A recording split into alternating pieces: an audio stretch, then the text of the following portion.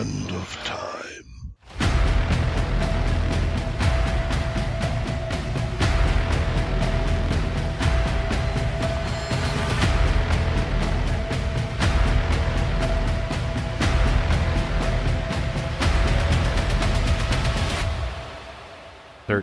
O'clock.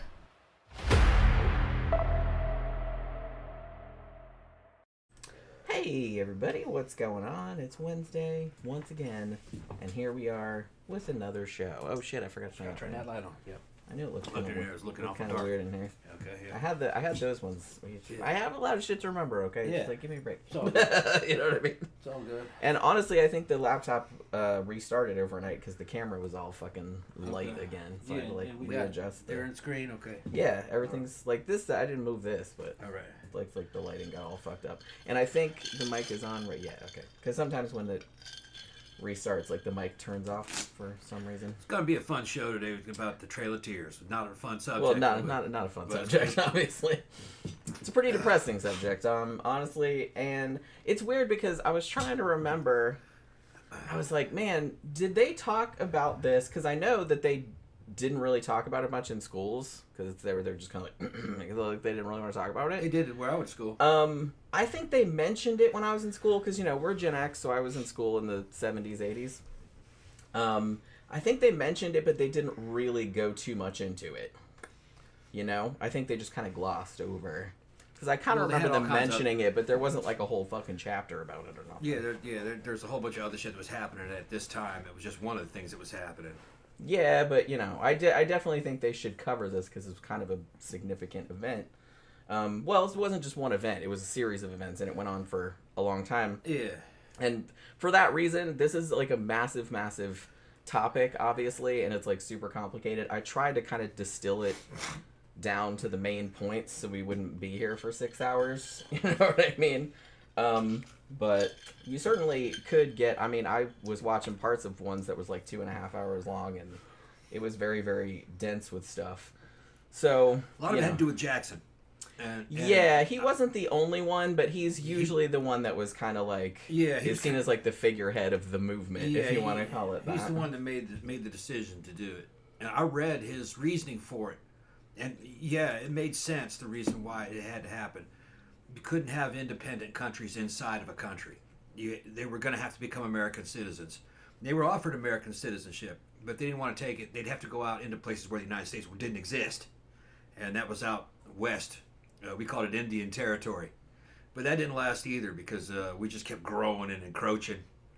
Yeah, encroaching, that's a good word. Just keep encroaching, yeah. And I love the way you can see even to this day, like Native Americans still like have jokes about you know, treaties from the government. It's like it's not even worth fucking wiping your ass on because they had so many treaties, the federal government, with Native American tribes, and I'm pretty sure they broke every single fucking one of them at some stage. Eventually. And some of them I really don't think they had any intention of honoring them even from the start. I think they were just kind of making it to get their way. Depended on each agreement. It did, and people say the Indians. None of these people were from fucking India. All right, they the total misnomer. They were just the natives that were here, and yeah, that's why I mean yeah. I think that like some of them don't mind being called like American Indians or Amerindians. I've heard that term, but usually, like I said, Native Americans or indigenous peoples. Like a lot of people say that too. That's so which is fine because like Indians, that's. When you're talking wrong. that's just wrong. When you're talking about the Indians, you can't stereotype them because they were more diverse even than Europe. There were so many fucking Indian nations, and they were all at war with each other, on and off of each other for fucking 1,000 years. And some of the wars in between those Indian tribes, like the ones between the Cherokee and the Comanche, went on for like 200 years. They just fucking hated each other. So it was just as brutal as the French and the English, you know, and the French fighting the Dutch or whatever. But it was going on here, and each tribe kind of had its own destiny. Some of them vanished because they all married white people. Some of them vanished because other Indian tribes turned on them and wiped them out. It was just everything was just different. Some of them got wiped out trying to be raiders, or nearly wiped out, because Great Plains Indians, some of them, you know, especially when you talk about the Comanche. They were raiders and slavers, and they would enslave other Indians. Other Indians didn't like them. The Apache kind of did some of that too, if I remember correctly. But in each group of these, in each one of these Indian nations was different than the others. They had been traveling around. I would say probably the greatest ones, though, out of them all would have been the Lakota. And the Lakota were the most powerful nation. They were Great Plains Indian. And there was a time when most of the U.S. Army was Lakota, because they just kind of joined the U.S. Army. They kind of joined the America. So each one of them had a different destiny. What we're going to talk about here is just the ones that did not take American citizenship when they were there on the eastern type seaboard, and they were forced or they had to move out. And it was a fucking clusterfuck. The Army didn't know it was. The Army was supposed to escort them out there, and it was improperly fucking trained and supplied, and it was pitiful. It was a shit show. According to the soldiers that survived it, the U.S. soldiers that survived, they just said it was just fucking traumatizing, just like because they're just all dying and dropping like flies it was like on the way. Worst shit ever. And you just, there was nothing they could do. They didn't have any food either. There's nothing to give them. It was, but it was a fucking atrocity, but most of it was an accident. They didn't plan for it. They had no idea what they were fucking doing. Yeah, I mean, I don't know if I'd call it an accident. Well, they didn't mean to kill him. They were trying to move him. They weren't trying to kill him. There's no evidence for that. Although some of them, I don't think they cared one way or the other. Honestly, they just wanted them out of the way. Government, to be honest, federal government did not give proper logistics to the mission, and they didn't survive. No, like I said, I don't think they cared all that much. In Washington, I'm sure they did. They just wanted them out of the way. The witness testimony from the American soldiers that I read, they were sympathetic. They thought it was horrible. Yeah. But there was nothing they could do. They didn't have any food. They weren't given enough supplies. They seemed like they didn't give a shit. You know what I mean? Like the superiors didn't really get. They were like, get them out of here. Yeah, I don't think they really did give a shit. I don't think they foresaw I don't think they foresaw that they would actually starve. They just weren't thinking about it. You know how they are. Well, yeah. They just it'll be okay. Yeah, get them out of here. They just had their eyes on the prize. Eyes on the prize. Yeah. They're just like, what's a few 10,000 people? I think it didn't cross in their mind that you'd have to give them food and water for the trip. It's like, they're not magic, y'all. Well, they're Indians, they survive off the land. Yeah, that's not how it actually worked. No. And they were also forcing them into climates that were unlike where they were from. Yeah. Too, like drastically unlike where they were from. Like in horrible conditions, and weather was like really, really bad like a few of the years ago. and these Indian nations don't even resemble one another. There's this, their tribe, their customs, their religions, the way they looked, the way they dressed, they were vastly different. Each one had his own thing, Some of them were gone, Mandan vanished because he just married too many white people. They were popular, and I think that's kind of what happened to a lot of Mohicans but that was a long time ago. That was even, I think it was 1600s. I think the ones that made it pretty big were anybody from the Lakota nations. They're still around. Well, a lot of the, I looked it up because I was like, I wondered how many, at least federally recognized tribes are still around. There's probably more than this, but I believe there are 574 federally recognized tribes still around. Yeah. Of which the Cherokee is the most populous, and the most, I think the Cherokee were around here. They got forced out. They were one of the one. Well, actually, the Trail of Tears. If you see some like the National Geographic site and stuff like that, they do mention other tribes. The Cherokee are most closely associated with the Trail of Tears, but there were at least 4 other large tribes that had the same thing. So the Trail of Tears was not just one thing, because they each took a different route. So like a lot of the tribes have their own. Trails of Tears, but it was kind of the same general thing. And like I said, it was over like a long period. It wasn't just like one event. After Louisiana purchased this Florida, not Louisiana, but the Florida purchased it, and this is during Jackson's time, we inherited a bunch of Seminole. And the Seminoles were kind of a mixed group.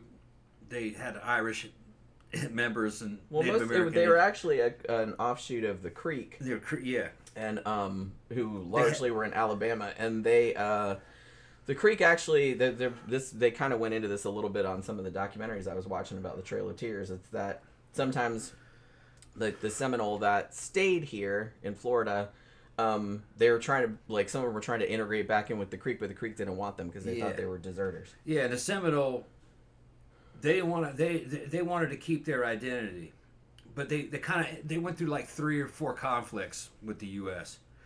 They weren't real bloody. Most of them, I think, a lot of them, maybe a few dozen people got killed on. No, it was more than that. More than that. Yeah. No, I said some of them had. It was 3 Seminole Wars. There were 3 Seminole Wars, I believe. Okay. How many were killed in each war, though? I think some of them there weren't very many. I can't remember, but it was more than a few dozen. That's for sure. What was the smallest one then? I don't remember. I remember there was the smallest one was a few hundred. Few hundred. I think one of them was maybe 5,500. Okay.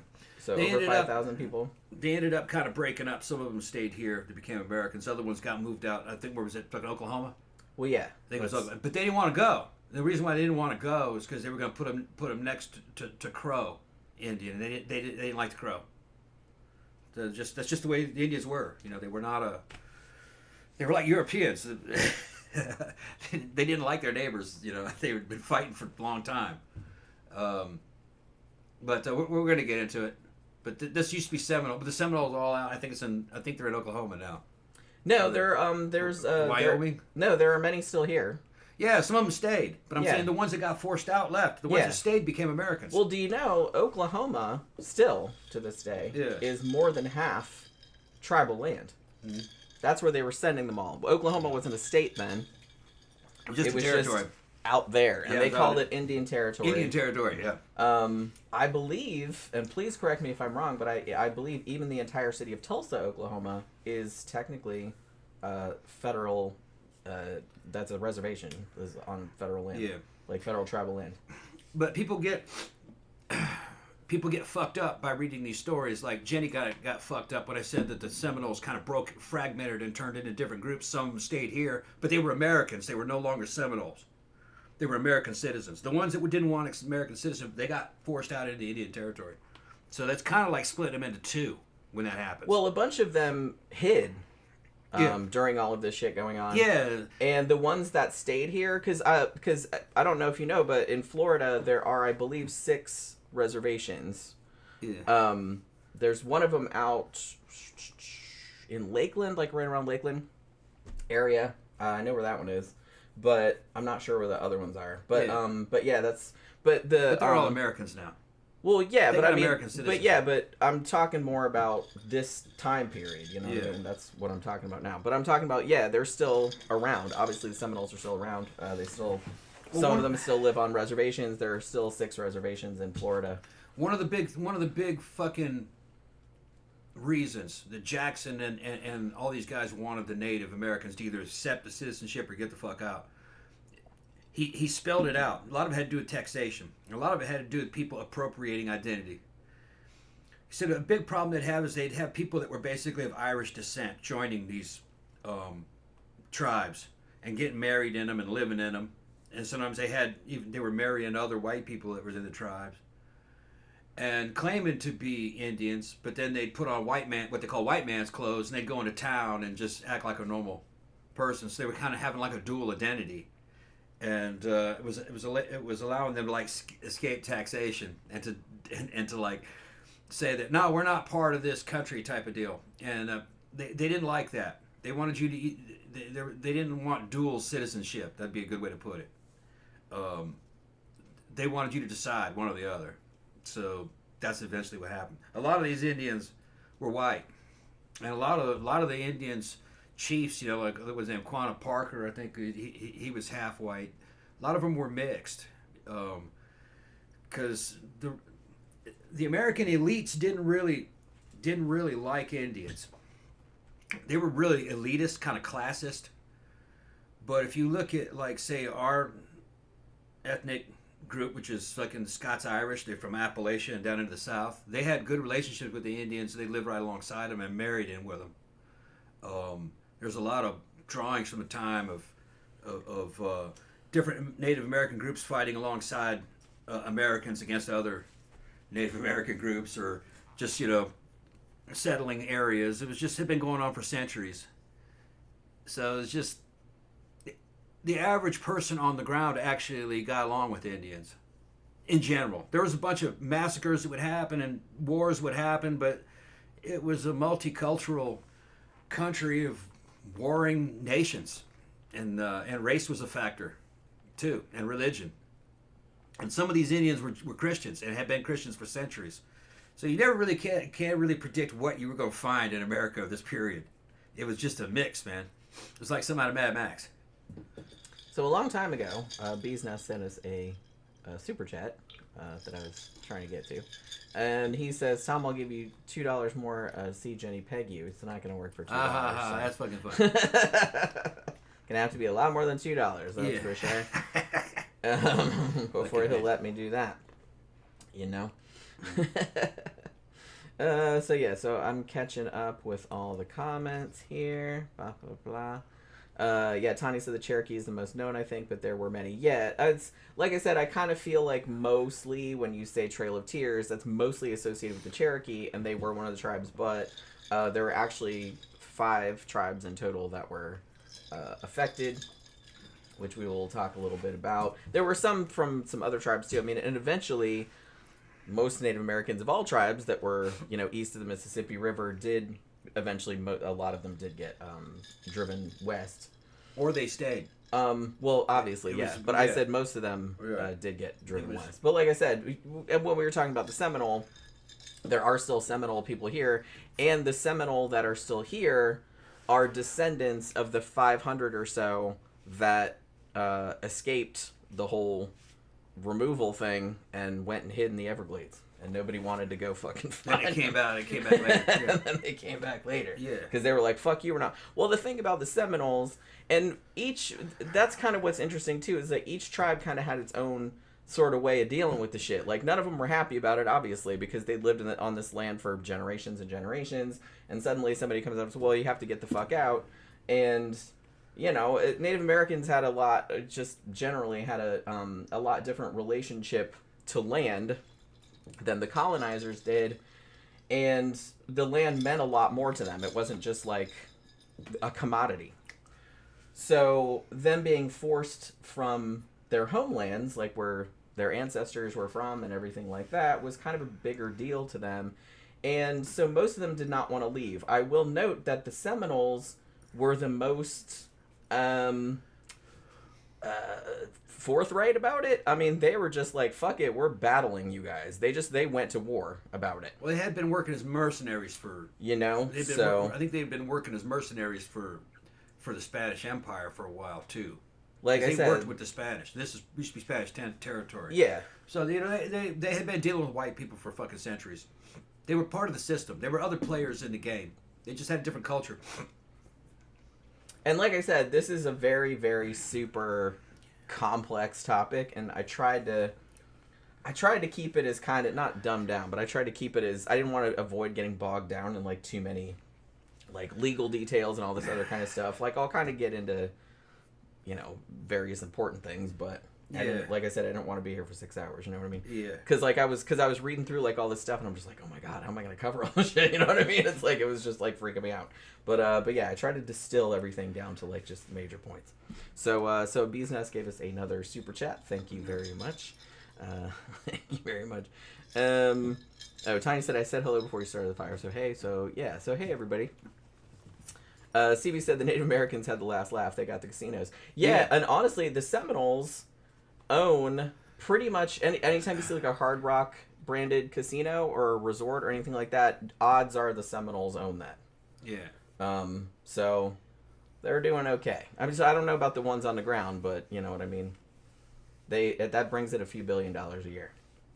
So I think all the ones that are attached to those casinos do well. There was some of them that I heard that if you're part of that nation, you can go into any of those casinos and drink for free and eat for free at all those buffets too. Yeah. That they just go in there to eat. Yeah, just live off the damn I've buffet. never been to that. I've never been to the Seminole Casino over there, the Hard Rock Casino. Yeah.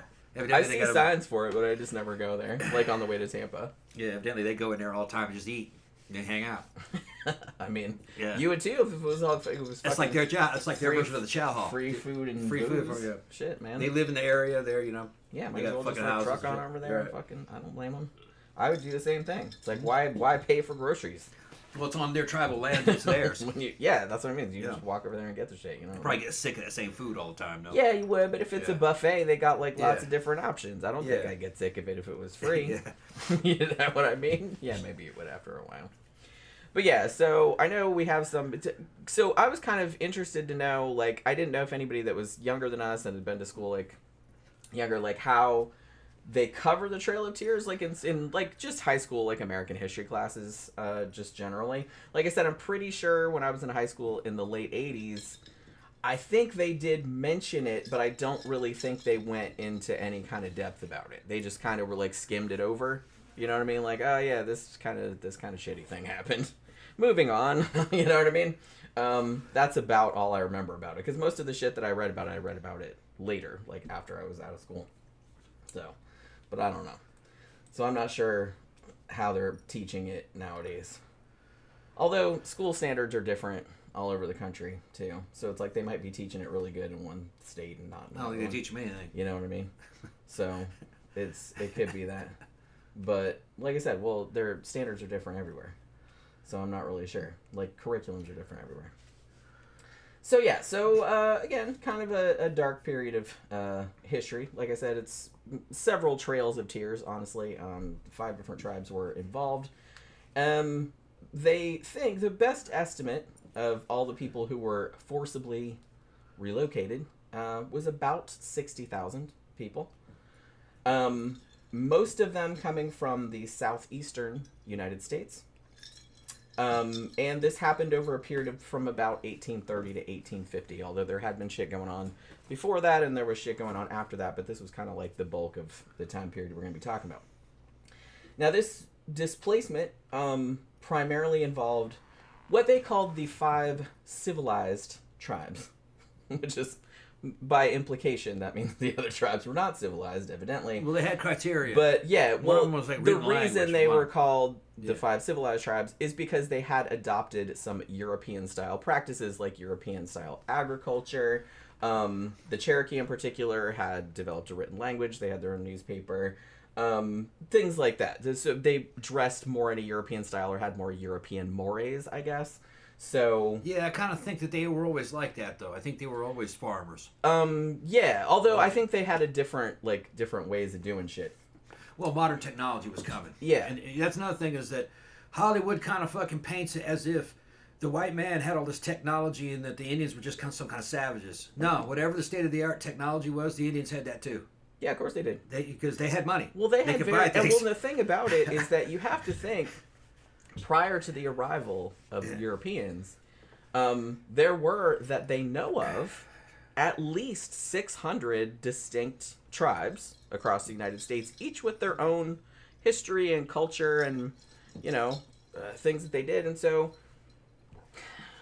I don't know, it seems like a lot of history gets they all kind of get lumped in together. Yeah. You know what I mean? A lot, like they're all the same, and they're not. They were all like separate nations. There were kind of like 600 different countries, kind of. Yeah. But they adopted any technology that was useful to them. They saw horses. The Spaniards, horses are not native to here. No. The Spaniards released them back in the 1500s. And they were like, hey. And the Indians saw them, the magic dogs. And they knew that people could ride them because they saw Spaniards ride them. And they captured them, bred them, and learned to ride them. Guns. They knew about guns. They would hunt with guns, but they didn't have a source of powder, and it would get wet. So they didn't rely on guns for weapons. Guns were not a good weapon up until the invention of the metallic cartridge. As soon as it was reliable, as soon as you had a metallic cartridge, an Indian wanted that because that could survive being rained on. Yeah.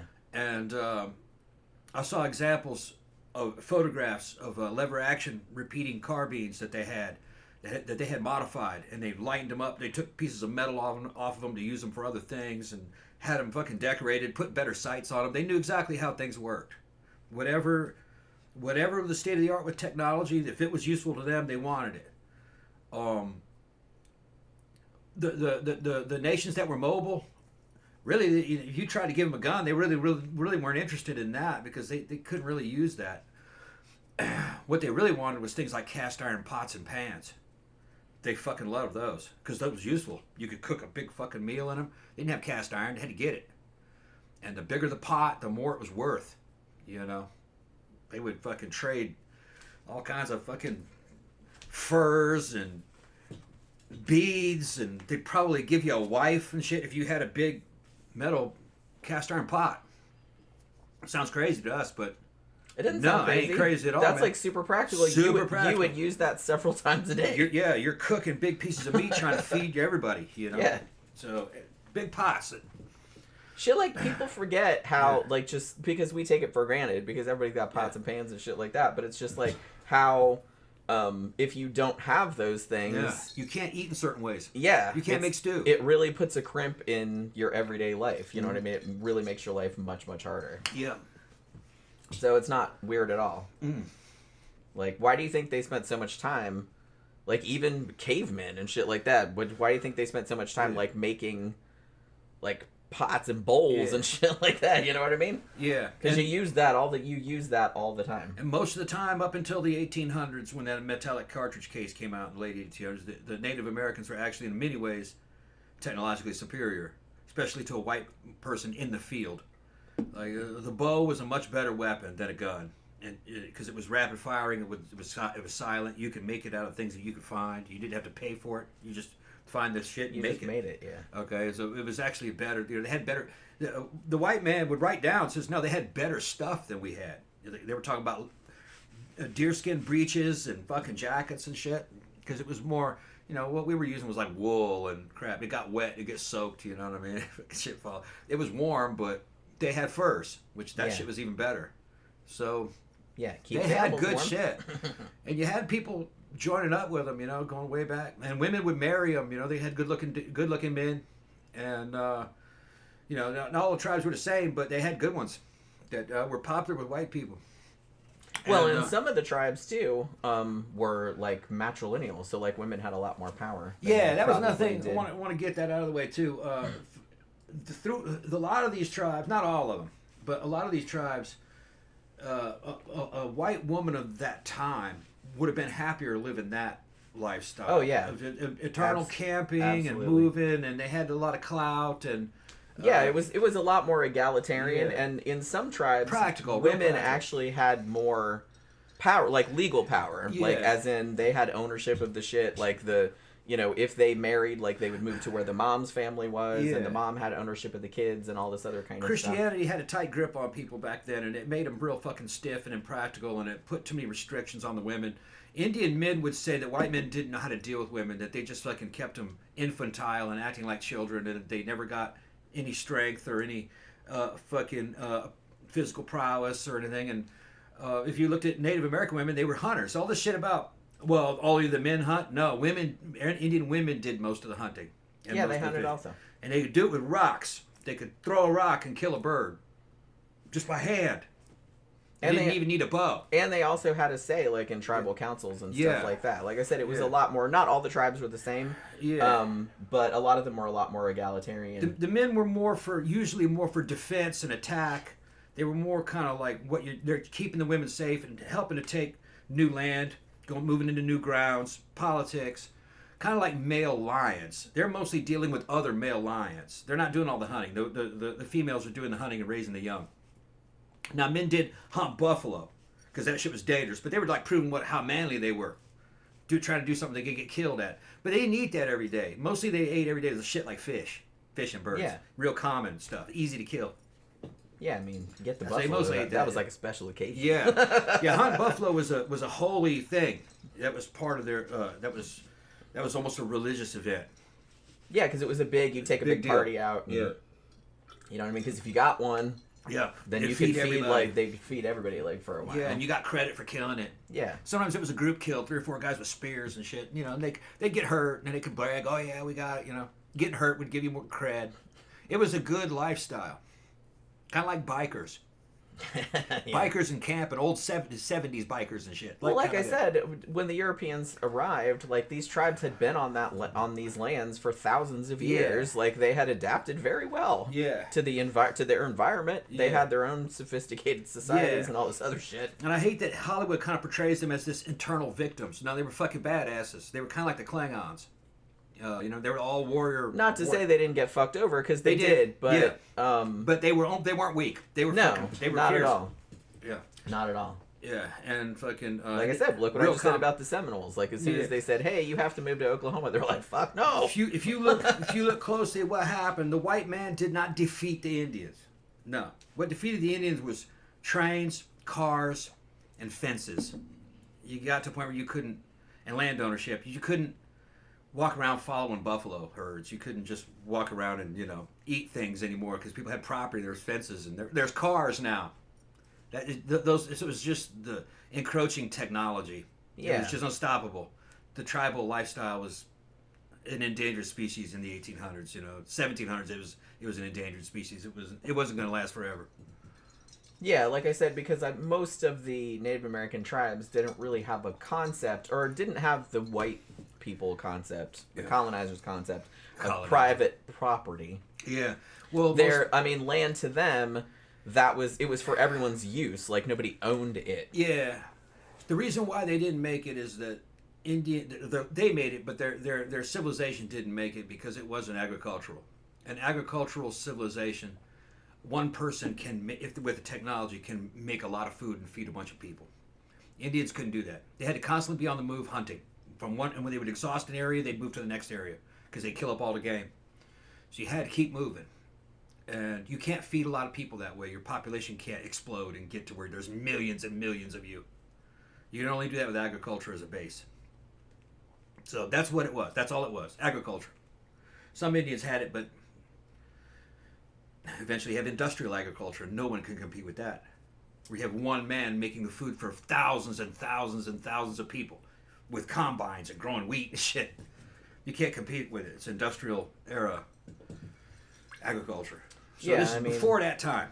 Yeah. And this is being worked out through evolution and natural selection. But yeah, so where was I? Okay, so on my notes I lost my place. Okay, so yeah.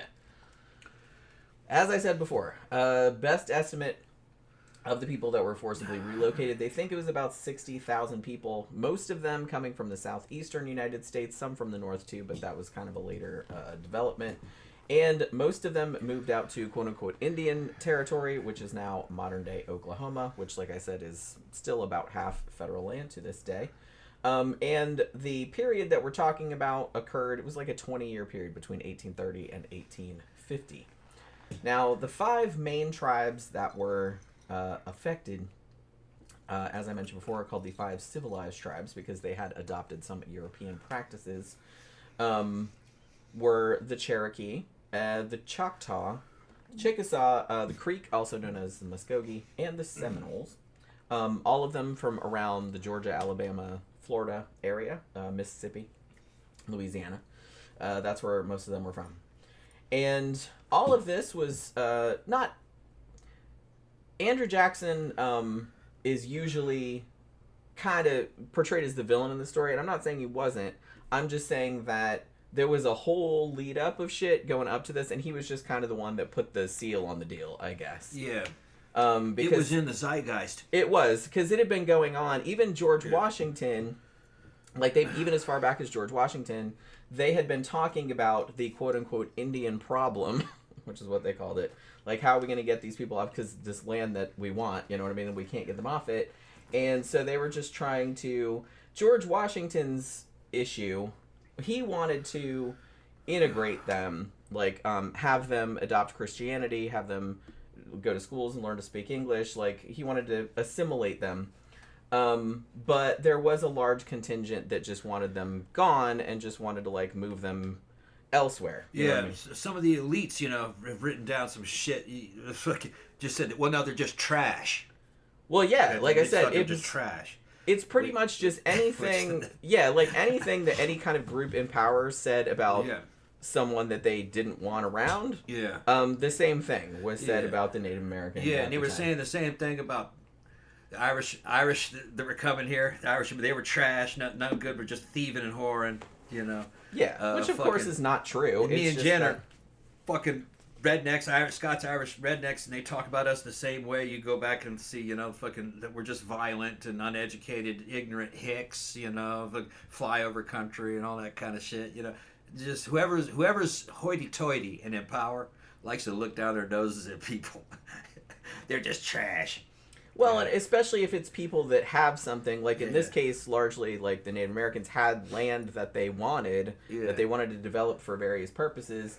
So, so obviously, I think some of them did it on purpose, like where they kind of demonized them. So, you know what I mean? Because that's another very common thing.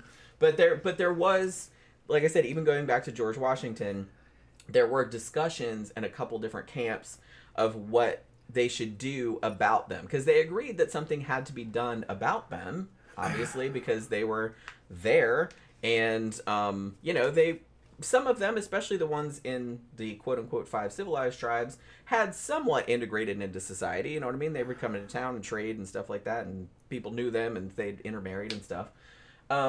But like I said, a lot of their tribal lands were kind of cramping the style of some. It's like, there's shit on there that we want that's like really good, fertile land, and it's like they don't really have any right to it, and all this other kind of shit. So, like I said, George Washington and his kind of camp, they were talking even many years before that, they should probably just be integrated into society and act like the rest of us. Whereas the some were just like, no, we want them out of here. Well, that made a lot of sense to Washington in the 1700s. Now, the British colonists weren't the first ones to we're going to teach them Christianity. That shit was been going on because the French and the Spanish were doing it too. Yeah, of course. And if you go look back and say in old American colonial history, you go look at Salem Township where the Salem witch trials were. More than half the people in the town were Native American. But they don't tell you that. They have British-sounding names. And there's mixed marriages between the two. And then there's people from Africa in there. What was Tituba? Tituba, she was from Haiti, right? Haiti or somewhere in the Caribbean. Yeah. The only people that you would say that were quote-unquote white British people in Salem at the time of the witch trials were just... the guys running the church and some of the guys, the mayor of the town, maybe their wives that they had brought from England, people fresh from England, but the other people had been there for a couple generations. They were all mixed. So you're blurring the lines between white people and Indians. That's been going on for a long, long time. Yeah, there was a lot of intermarrying. Yeah, and there were guys that were kind of like a mixture of the both. It looked like something out of adamant, wearing Indian pants, but a white man's jacket and a gun with a sword and a tomahawk, which was a fucking French battle axe, long hair. We saw a movie that werewolf movie had a guy like that, remember? Had a character like that. Yeah. I think I know where you're It was that Australian, that one werewolf movie, the second part of fucking one about the two girls that turned into a werewolf. Oh, Ginger Snaps. Ginger Snaps, the second Ginger Snaps. They had a guy that was like that. Yeah. Just kind of like skirt, he was a mixture of the two. But Yeah. they had a lot of that. So it's kind of, when you say the Indians, well, who the fuck you're talking about? Because a lot of the white people were kind of Indian. So it's just kind of weird. You know? Like I said, just like everything else, and we say this a lot on the show, everything is a lot more nuanced. Than shades of gray. It's not black and white. It's not white and brown. Nothing is. Yeah. Nothing is. Everything is always a lot more complicated. Like I said, that's why I think that's one of the reasons that I get kind of stressed out, when I'm doing research for the show, because there's so much stuff that, I want to cover, and I'm always kind of, paranoid. It's like, man, if I forget this fact or something like that. But it's just, I really just have to distill it down. Yeah. And into, a broad generalization, because, like I said, otherwise we'll be here. Because there's been whole books written about this, period, you know what I mean? So it's there's a lot. One thing here's the thing. So Andrew Jackson, as I said, is usually the one associated with it, and that is because he was a big advocate of removing the Indians, and in 1830 he passed a little law called the Indian Removal Act. I love the way they didn't even give it a euphemistic name or anything. They were just kind of no, they were honest. They were like, the Fuck You Indian Act. That's what we're calling it. Get rid of you Indians. Get rid of you Injuns. The Injuns, yeah. Act. It would have been funny if he'd called it that, kind of, but not funny, but in a fucked up kind of way. But I'm like, you might as well. It's for a long time, people were just kind of like, well, we have this law that's probably going to be really unpopular, so let's give it like a really cool name, like, you know, patriotic eagles and shit law, you know what I mean? But then they put all this nefarious shit in there. Yeah. But it's like back then, they didn't even bother to do that. Yeah. Which just goes to show that, like I said, it was a pretty popular sentiment because all these white settlers were coming and they're like, hey, we kind of want that land, you know, I own that land over there that looks really nice. And, you know, but they were kind of mad that they couldn't get it, so... You know, but even, like, well, we need to get rid of these even people. The Indian Removal Act, even that name is not 100% honest. Because it was the Indian, they were removing the Indians that refused citizenship. The Indians that did not agree to be, that didn't want to be Americans had to leave. So, because a lot of the Indians stayed, they weren't removed. They were, okay, we'll become U.S. citizens, and then they stayed. But they were trying to get rid of the tribal lifestyle. They didn't want any kind of parallel governments, where there's two governments. Where there's an American government and a tribal government. They ended up with that anyway with the reservations. That's what I mean. It was like it's dumb because in hindsight, that's what we have now. We have that. The Indian reservations are under their own. They're under their own jurisdiction. Yeah, but when you look at them, they're just regular sheriffs. They're regular law enforcement people, like in any other town. They're recruited from the town and they take care of that town. They have their own customs and their own, but the laws are generally like everybody else's laws, you know. I mean, oh well, it's Wednesday, and our law says that we have to cut your foot off because you're a white woman. They don't have laws like that. No, of course. They're just normal how shit. Fucking funny it's it's normal shit. That's the Wednesday women cutting our feet law. That we just made up. Yeah, when the tribal police run up on you, they're not on horseback with loincloths and shit. They come up in a fucking SUV, just in a regular armored SUV, come out with a fucking regular law enforcement with a regular ass lights flashing and shit. You know what I mean? It's just regular. So but they do have their own jurisdiction. Yeah. Much of it under the Bureau of Indian Affairs, as far as I know. They just couldn't conceive of that then, though. Yeah. It wasn't in the zeitgeist at the time. I guess not.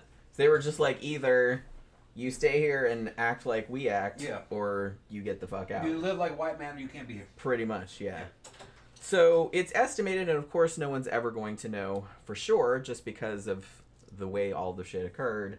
But best estimates by historians, how many people died on the Trail of Tears, or the Trails of Tears, I should say, somewhere around 13,000 to 16,000 people.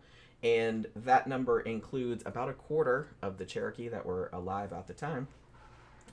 So yeah, obviously they bounced back some because they are the most populous Native American tribe, still extant in the United States.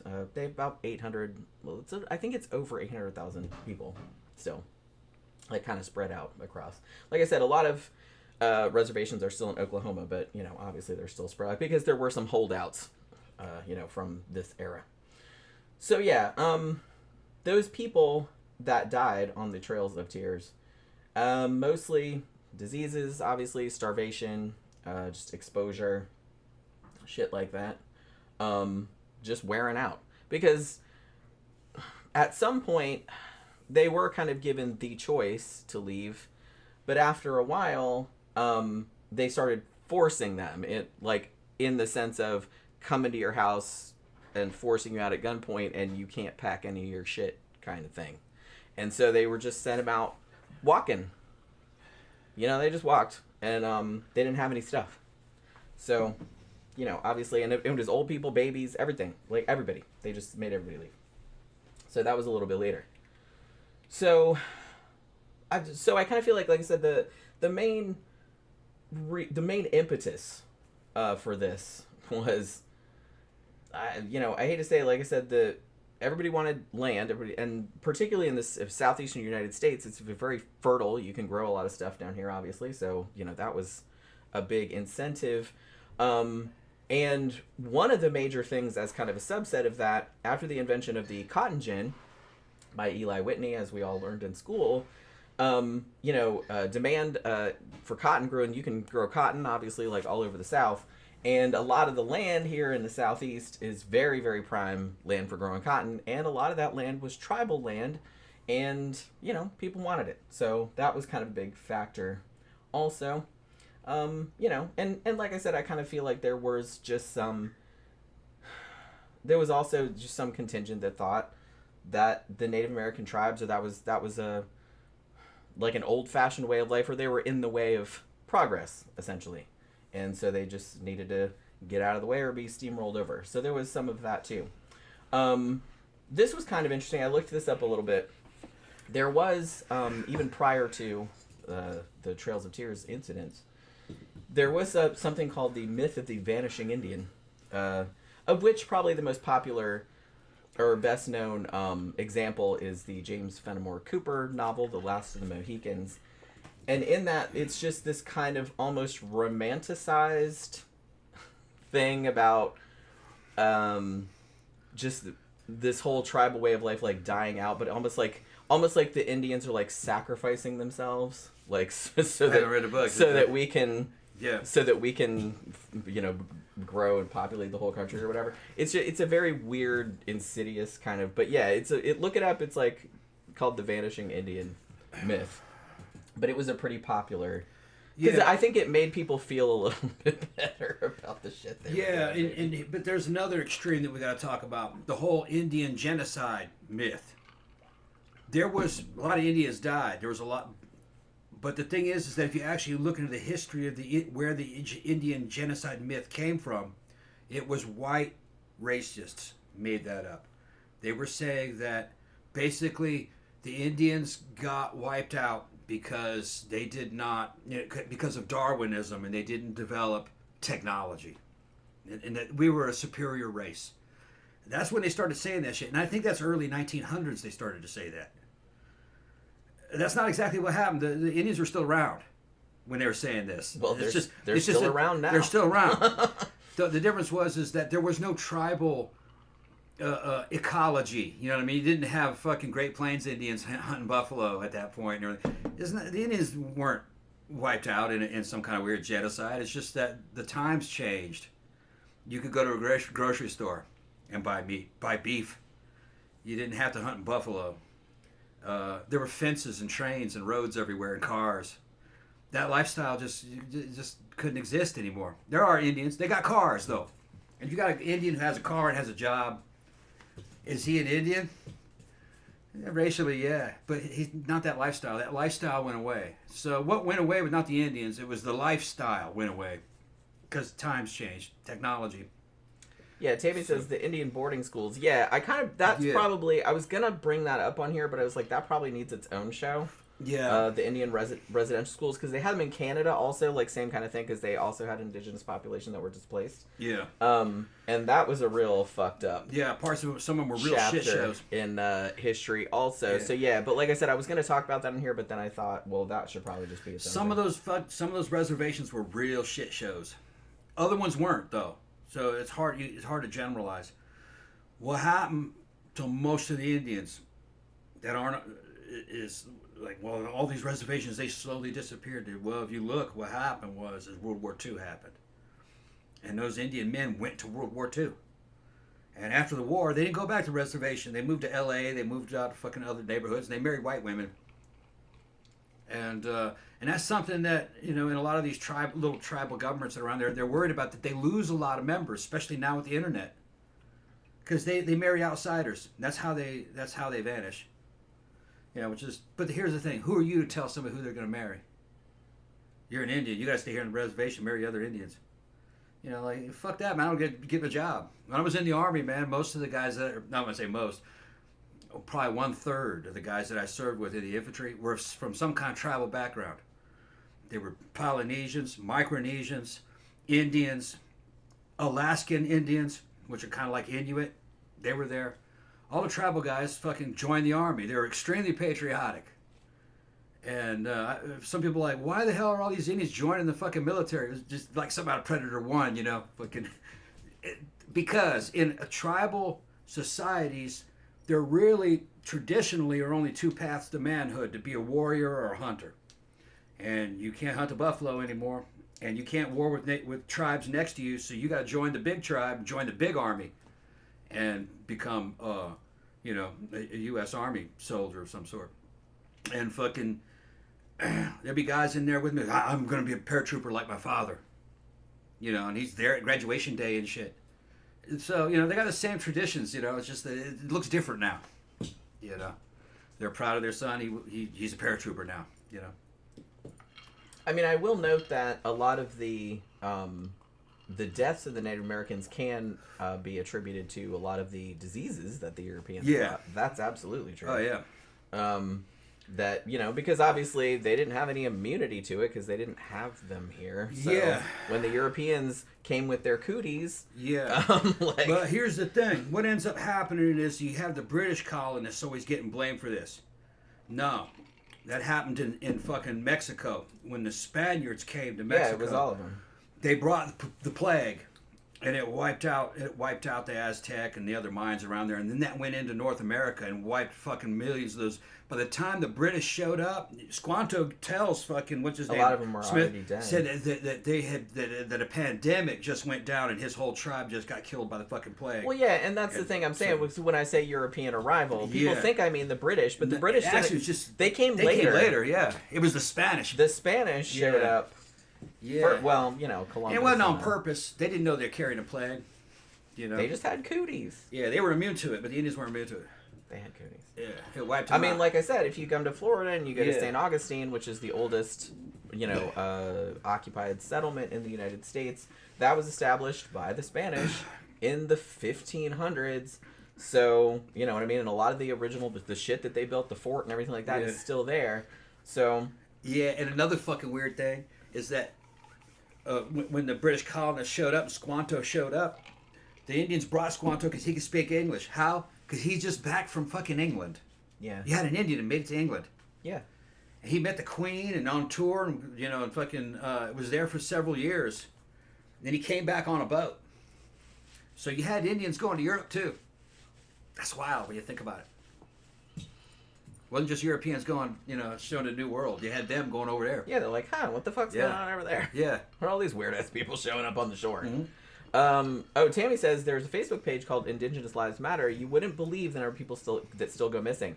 You know what? It's crazy because I write about, you know, a lot of true crime and stuff, particularly in, you know, the north of the United States and Canada. Holy crap, so many Native women go missing and they never find them, or they get murdered. Yeah. Like, they get murdered at a way, way, way higher rate than white women do. Yeah. Way higher. Significantly What they're higher. doing is they're lot lizarding. A lot of it is that truckers pick them up. And some of those truckers are serial killers and kill them. It seems like a lot of those truckers are serial killers. Or there's a few of them that are kind of... Yeah, well, like I said, I've written about a lot of... particularly Canadian, like, Indigenous women that have just disappeared off the face of the earth, or were just murdered and left by the side of the road somewhere, and they don't know who killed them. Some of those reservations have really fucking bad drug and alcohol problems, and the young women are trying to get the fuck out of there. So are the young men, and a lot of the young men get the fuck out of there by joining the army. And some of these young women get the fuck out of there by hitching rides with truckers and becoming lot lizards. And you can get killed doing either one. I talked about before, you know, soldiering and hooking is the same job. Super dangerous. They're both dangerous, and you're both selling your bodies to somebody. You're either going to fight for it or fuck for it. You know. I know that's like some people are just desperate and they don't really have any options. Yeah. But holy crap. Especially don't get a ride with a trucker. Holy crap! I mean, don't get a ride with anybody you don't know. Yeah, really. You don't know somebody, don't get a trucker. But I mean, most truckers are okay. It's just that. Yeah, well, most people are okay, but it's like it only takes one. Yeah. You know, there's a high propensity for serial killers to have the job as a truck driver. Want to be truckers. Yeah, it's not that. It's not that if you're a trucker, you're automatically a serial killer. No, it's if you're that a serial killer, you want to be a trucker. They are. Yeah. They're attracted to those kind of professions, constantly obviously, moving. Because you can constantly be moving around. You don't have any supervision. Yeah. You know, there's no tie between you and the victim. It's like you know, it's a whole thing. So, well, like, fucking... Remember that show we did a long time ago about the Texas killing fields? Yeah. Where it's like there's like 30, 40 bodies they found in there, and they know it's at least 5 or 6 fucking serial killers that are just using that area as a dumping ground. Yeah. You know, because some of the killers, they have like DNA, and some of them they've identified. Some of them, they don't know who the killers are. So there's more than that out there. I wouldn't fucking get in a truck with him. I'm like, no thanks, I'll walk. I don't care if it's 1,000 miles, you know? Mm-hmm. But yeah, it's fucked up. But yeah, like a lot of Indigenous women, particularly in Canada, but you know, in other parts of the United States too, do go missing a lot. And like I said, they get murdered at a much higher percentage. than white women or black women do. So yeah, it's really sad. There's like whole websites dedicated to it, and there's like fucking thousands of people on there. It's really depressing. So yeah. So as I mentioned, so we talked a little bit about this before, but we'll get like a little bit more into it. So the roots of this whole Trail of Tears incident or incidents obviously traces back to the initial encounters between, the Europeans that arrived and the Native American tribes, particularly the ones in the southeastern United States, which are the ones that we're talking about. The Five Civilized Tribes. Now, before the arrival of the Europeans, obviously, these tribes had their own quite sophisticated societies going back generations. They had, thank you very much. Papa77 gave us a super chat. What do you say? We lived on the, is that Tulalip or Tulalip? I'm not really sure. Reservation here in the Pacific Northwest, and many women have disappeared from Fire Trail Road, about 5 miles from our old home. All indigenous women. There is a Hulu special about it. Yeah, it's a huge problem. Like I said, I've written about a lot of those cases. Truckers. Yeah, and I think that's probably what it is. It's truckers picking them up. Yeah. Another thing is those girls could go missing, but they're not dead. Some of them a lot of them just run away from home. Well, yeah, but you never know. You don't know. The ones I wrote about, I mean, they're obviously dead because I read about unsolved murders. Yeah. So they just found them. They just don't know who killed them. There's a lot of people that go missing, though. The family doesn't know where they are because they don't want to be found. That's another thing that can happen. So I don't think they're all dead, all the missing ones. I think some of them just got boyfriends and moved away. They don't give a shit. Started a new life. That's, Maybe. Yeah. But, well, remember, there were some women they thought were dead a long time ago. It turned out they were alive. Yeah. So I think that happens. Although most of the time, if a woman disappears, and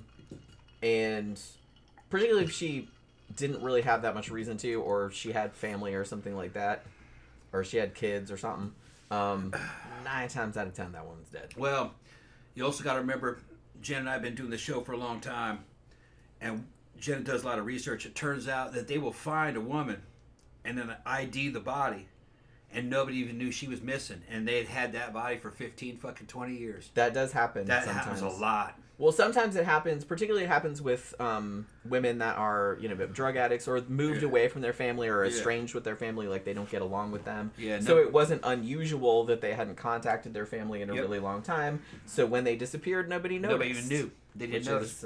Which is really, really sad. Yep. Or their parents were dead. Yeah, that's another thing that could happen too. Yeah. They could be orphans or whatever. But yeah, so like I said, these tribes already before the arrival of the Europeans already had kind of roughly centralized governments. Some of them did agriculture, and things like that. And their willingness, I guess, to adopt some European practices also made them easier to deal with from a European perspective. So that's why they were called the Five Civilized Tribes. Those five. And I mentioned earlier the Cherokee also had a written language which was developed in about 1820, I think, something like that, by Sequoyah. Now I do remember reading a big thing about him because he was the one that actually, they had a spoken language obviously, but they had never really codified it into like a written thing, but he did it finally, and you can still learn it to this day if you're into that. And they have their own newspaper and everything like that called the Cherokee Phoenix. You got to understand that the American elites up in Washington, D.C. wanted a nation filled with townspeople. They could deal with townspeople. They didn't want any of these tribal warrior Indians. They didn't want any of these cowboys and gunfighters and fucking all the shit that was out happening in the Old West. They didn't want that. They wanted to recreate Britain. Okay? Which is townsfolk. And if you actually look at the English people and the Welsh, and if you analyze their literature and how they think of good people and what their opinions of a good American and a bad American are, the English are like out of Tolkien. They're the hobbits. They're the hobbits in the hobbit holes and want to be in their little bed, easy to control, want good food, and if they have any trouble, they call the men. When the orcs show up, so let's call the men will defend us from the orcs. That's the Americans defending them from the Russians or the Germans or some shit like that. The American elites were very British in their thinking, and they wanted everyone to be little hobbits. They didn't want anybody running around with guns and horses and shit. They wanted you living in a hobbit hole, doing what you're told. A very class-based thinking. which is not American, really. Americans are not a class-based society. But they were trying to impose a more British way, really. That's really how you can look at it. They don't realize that it's British, but that's what it is. They're gentrifying the country. Well, it's hard for people to get outside of the way they were raised because, the culture that you grow up in seems natural to you because that's all you know. So anything else seems weird or foreign or something like that. Yeah. It takes a lot to kind of get outside of that. Hobbitses. They wanted little hobbitses everywhere. But, interestingly, and I don't know if a lot of people know this, but some of the civilized tribes, particularly the Choctaw and the Chickasaw, and perhaps Cherokee as well, they did adopt some of the plantation style agriculture of the South, including owning slaves. Some of them did own slaves, African slaves, just like the white people did. Yeah. So, well, what was funny in those tribes is that they'd had black tribal members also, and those black tribal members owned black slaves. You couldn't fucking tell. Well, the Seminole in particular, who I don't think were ever into slave owning. However, the Seminoles would accept emancipated slaves and escaped slaves into the tribe. So that's why they had kind of greater numbers because they had a lot of emancipated and escaped slaves like fighting alongside them. Yeah. So, like I said, it's a lot more complicated. There was always the distinction between free and enslaved. They always, like, the South was like that too.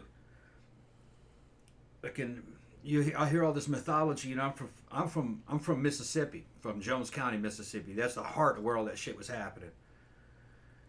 You had a lot of people who were mixed, and this goes way back. It goes back into the days of slavery. And the mythos is that it happened because of slavery, people having sex with slaves. No, it was free people. It was free white people and free black people having children together. Because they were they worked on these little farms. They were sharecroppers. And the sharecroppers were poor. The sharecroppers, actually, their lifestyle was below slaves. They were even poorer. And the teenagers would knock each other up all the time. And they didn't have abortions, and they didn't give a shit. Nobody cared if white or black people were having children, So most of that happened between the free people. And then later on, when slavery ended, they did segregation. And segregation was a way of trying to stop all the interbreeding in Mississippi and Alabama and Louisiana. Well, it was illegal. It was everywhere. It was illegal to actually marry someone of a different race. Well, I don't know until the 1950s. But I don't think it was in the 1700s though. I'm not really sure. I have to look. But like I said, I know there was like a big Supreme Court case. I think it was in 1954, 1956. Yeah. It wasn't until after the Civil War, during Reconstructions, they had the segregation laws and the what they call it, the something or other laws where you couldn't marry people of other races. Yeah. That's 1870s is when that started. Only in certain areas. Wasn't everywhere. But before then, you could do it. You could marry whoever you wanted. Fucking what's his name? Newton Knight, who led the rebellion that my distant family was involved in. It was called the Jones County Insurrection, and it was white sharecroppers and black sharecroppers and free slaves. It was a big revolt where they were first fighting the Union, and then they revolted and started fighting the Confederacy. And Newton Knight's second wife was black, and all his children were mixed. So they could do it. But then later they passed laws that you couldn't do it anymore. But people did it anyway. They couldn't enforce any of those fucking laws. You could have children, you just couldn't do it in wedlock. They just had children anyway. Most people weren't married, especially at that socioeconomic level. Their marriage was just, they stand up, are you married? Yeah, I do. You're married. Yeah, okay, so where was I? Let's see. So some of the Indian tribes did actually own slaves. I think maybe in an attempt to, because some of them were genuinely trying to assimilate somewhat with the European settlers in the hopes that perhaps they would just be kind of left alone. Obviously, that's not what happened, but you know what I mean. It didn't. The ones that assimilated or tried to assimilate, it didn't help them in the long run. They still got kicked out. Now, as I mentioned earlier, the kind of early policies in the United States regarding the Native Americans kind of went back and forth between, do we want to assimilate them or do we just want to kick them out and like move them someplace else? As I mentioned earlier, George Washington and also Henry Knox, who was the first Secretary of War, they were kind of into the whole civilization programs. They wanted all the tribes to adopt like European practices, like individual land ownership, convert them to Christianity, obviously, teach them all to speak English, blah, blah, blah. And I kind of think, like, low-key, they're like, well, maybe we can buy their land off them or something like that. Because I do think a lot of it was just kind of a land grab, to be honest with you. Now, in the early 19th century, when the cotton gin was invented, that was in 1793, basically it turned the whole South into, like, cotton heaven, you know what I mean? Because, like I said, it grows really good down there. Cotton was king. Yeah. And a lot of the fertile lands that were really good for growing cotton, unfortunately, for the Native Americans, were on Native American tribal land. So, even in George Washington's time, a lot of white settlers, land speculators, state governments, people like that started pressuring the federal government to do something to like get the Native Americans off this land because they wanted it to grow cotton on and like make some fucking money. You know what I mean? So then the Louisiana Purchase happened, as we mentioned earlier, in 1803.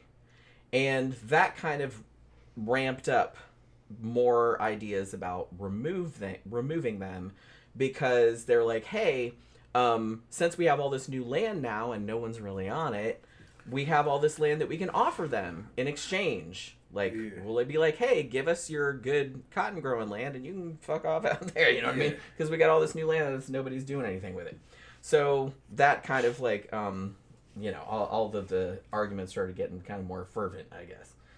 And even Thomas Jefferson was an advocate of this idea, pretty much, hey, let them move out to these new territories and develop them or whatever, and we can have their good shit here, Yeah, well, it's all kind of short-term thinking. Well, of course it is. They don't realize that they're chipping away and growing and growing. During this time, the American federal government was weak as shit. It couldn't really project any power. All power was local. And all local power was under the control of basically robber barons, dudes with money. So they're all just acting independently and just says, hey, man, just a couple miles over there, that's good land. We can do something with that. Let's go take that. So it's not coming from some central command. It's everybody acting on their own, kind of like the Borg. Well, and actually some settlers in the area just fucking took it. Yeah. Well, they had shit. It was a wild land. Like Nobody a couple owned people it. even got arrested. Yeah. For kind of squatting. No, but it's funny because like a lot of the Native Americans did call like the white settlers squatters. Which Yeah. Essentially, that's what what they were. I mean, they're like, hey, we've been here for thousands of years. Y'all just show up and think you can take our shit. They didn't have something the white man wanted to see, and that was a title, a land deed. Yeah. They didn't have that. I don't see And your they're name like, where's on your it. name on anything? Well, we don't have paper. We don't write Yeah, it's like that. You it's guys just shit out of everybody's. luck. Oh well, you shit out of luck. Ours now. We got this huge Look, system. You guys. We got a paper. We got an official stamp on it and everything. Right. Yeah, our people got a bunch of everything's by force, because behind that paper with the stamps, a bunch of dudes with guns and courts with dudes with guns called cops and shit. Everything is force when you get down to it. Just how it. If you don't have any force, then you don't nothing. Then you ain't shit. That's absolutely how this ended up. Yeah, Also. yeah, everything's forced. Yeah, a little Native American tribe. They were all fragmented. They really didn't get together much to fight against us. They were all one by one. You could slowly just kind of like, nope, this is ours. Nope, this is ours. No, you don't really have a right to this. You don't have a title. They would just kind of just encroach. take little you just bites. kind of encroach, little bites. Yeah. Out of your And fucking a land. couple hundred years later, you got all of it. Like, what the fuck? Yeah. They've infested. There's white people everywhere. You know what I mean? Well, a more modern civilization with a bunch of guns and a bunch of legals and a bunch of lawyers showed up. That's what happened. Yeah, and they were just kind of like, we don't want to get involved in this. Yeah. They didn't have a way to fight back against that. Yeah, well, it wasn't in their What can experience. It wasn't in their experience no, either. It's just like that wasn't really the way they didn't think saw that way. things. Yeah. You know. So there had been this kind of momentum building up to this, like the Louisiana Purchase, the invention of the cotton gin, all that kind of stuff was just leading up to it, and there was just louder and louder cries for, we need to do something about this, we really need to get them off this land because we want it. And so even subsequent presidential administrations like kind of tackled the problem and debated the problem as well. However, it was good old Andrew Jackson, who was president he was actually in for 2 terms because he did get reelected, but he was elected in 1829. And he was the one that kind of was the catalyst for it. Now, he had campaigned on this shit. It was like his main campaign promise. I'm going to drive all the Indians out, pretty much. That was kind of what his big thing was. And like I said, it was a pretty popular sentiment at the time. So he won pretty easily. Now, he was from Tennessee. He was a planter, and he was also a military hero. He'd fought in the War of 1812. You're talking about Jackson, right? Yeah, and he had also fought in the Creek War. Yeah. And he was a big advocate of Indian removal. As I said, he named the fucking act the Indian Removal Act. Let me characterize Jackson a little bit. Okay, most of these other nations have fucking badass presidents. China's got Mao Zedong. Russia's got Stalin. All right. Fucking Jackson is our version of a great leader. All right, and these dudes are all different from one another. Jackson wasn't as bloodthirsty as Stalin by any ways, but Jackson was a fucking badass. He'd killed people during duels out in front of the fucking White House for fucking insulting his wife or all the shit that happened on the Senate floor. He was a badass, and he was a war hero. He was also the first Irish American president. And when he got elected, he had all the fucking Irish fucking show up, and they just got drunk as fuck, all in the fucking front of the people were appalled because he was like a man of the people, okay, very working class. They say his wife was They say he met his wife in a brothel. I don't know if that's true, but that was one of the things that were constantly being leveled after him. He evidently would just get so fucking drunk he'd piss inside the fucking Oval Office behind the curtains. So he was trashy, is what. Trashy, but he was a fucking great military man. He had a fucking huge. But when he got drunk, he was trashy as shit. But he was smart, and he was a fucking great fighter. He was an American original. You talk about, okay, you know how the English say, well, he's a bad American. You know, all this gregarious and loud and boisterous and fucking, Jackson. Jackson was like, his Americana was set at 11. Others go up to 10. His went up to 11. He was American as fuck. All right. So this guy's like our version of Stalin. That's what he's like. But an American version. Not concentration camps or anything like that. It's just, I want to make America big. We'll get to the concentration camps. There was concentration camps there. There was concentration camps. We'll get to the concentration. They had them in the South here after the Civil War. A lot of those fucking... Well, it's in this story there's concentration camps. Yeah. But, yeah, he was like Stalin. So it's like... Very American, though. So, yeah, I liked him. He was a character. The motherfucker was a clown, all right? Elect a clown, you get a circus. Yeah, yeah. Well, America was already a circus, though. Let's be honest. So yeah, it has always been a circus. So, like I said, that was kind of his main campaign promise, I guess. Yeah. Was that, hey, we're gonna get rid of all these gol darn Indians. Yeah. Because that was kind of his big. That was his big thing. I'm like, okay, that's how you want to be. Even in his 1829 State of the Union address. And this is a quote from it. Removing the Indians would separate the Indians from immediate contact with settlements of whites and allow them to cast off their savage habits. Yeah. He said that in his State of Well, I'm telling you, even though he had some savage-ass habits, that goes back to the... That's what I mean. It's like, yeah, it takes one to know one, bitch. Yeah.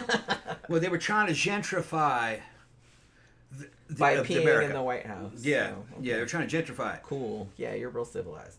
All right, so it's like such. Get rid of all these wild asses that don't listen. That's fucking funny. Yeah, you better sit there and listen. No, it's basically the very British concept of know your place. That he was one of those. Even though, like I said, he would fucking fight and shoot people and fucking drink and piss inside the old office. And they said he was just wild as fuck. Hand out free whiskey.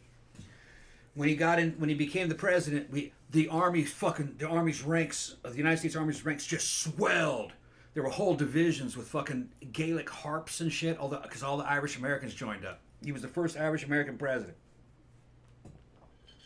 Yeah, they've historically been pretty shitty to Irish people in here. Yeah, the Irish people were fucking. We finally took this place. We conquered it because the Irish were shit on here. They were shit on.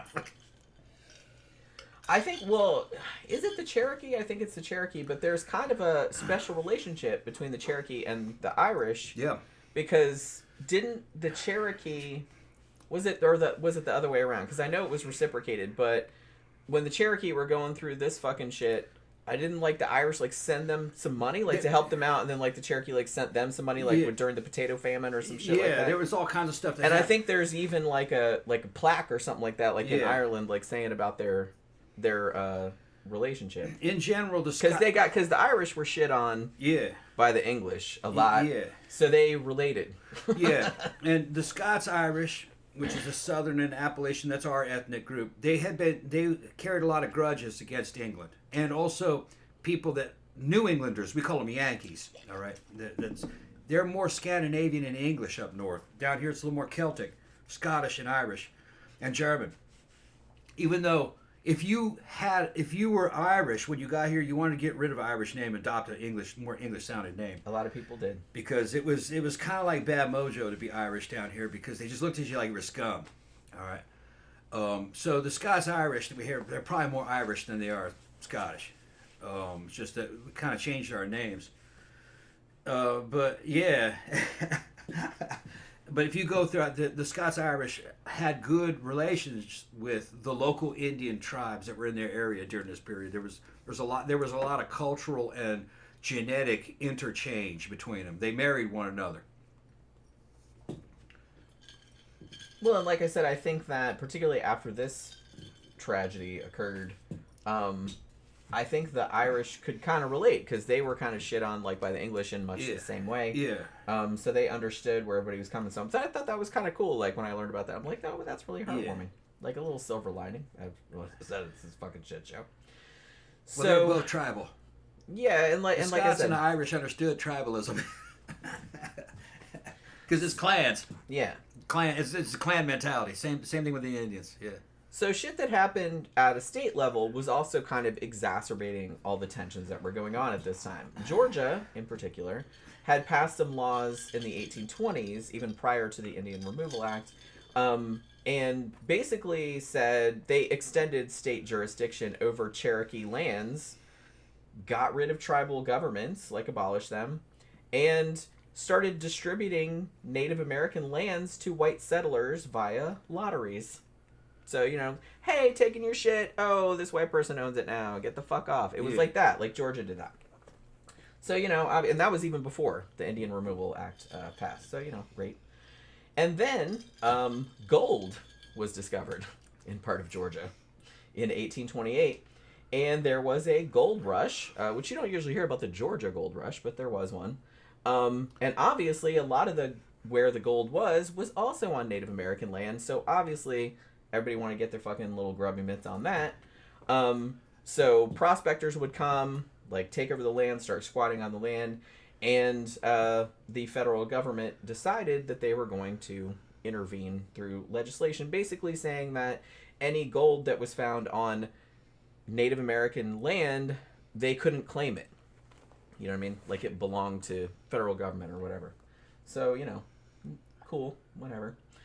So in May of 1830 rather, old President Andrew Jackson signed the aforementioned Indian Removal Act, or otherwise known as the Fuck Native Americans Act, and that authorized what it did at first. In his defense, I don't really think he did seem to have, I don't know, I can't say, I'm not him, but it's he seemed to have okay intentions at first, because he's well, the law basically says it was letting him negotiate treaties with the native tribes. They had to leave, obviously, which most of them did not want to do.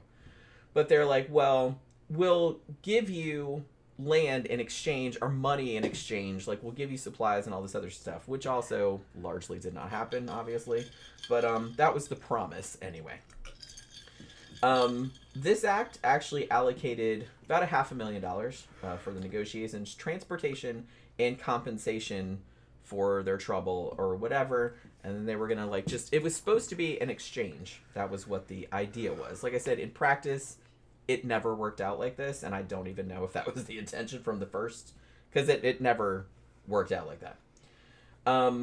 Now, the law did say, at first, that the removal should be voluntary and peaceful. However, this stipulation was almost always ignored in practice. Now, the legislation actually just barely passed Congress. The vote was 102 to 97.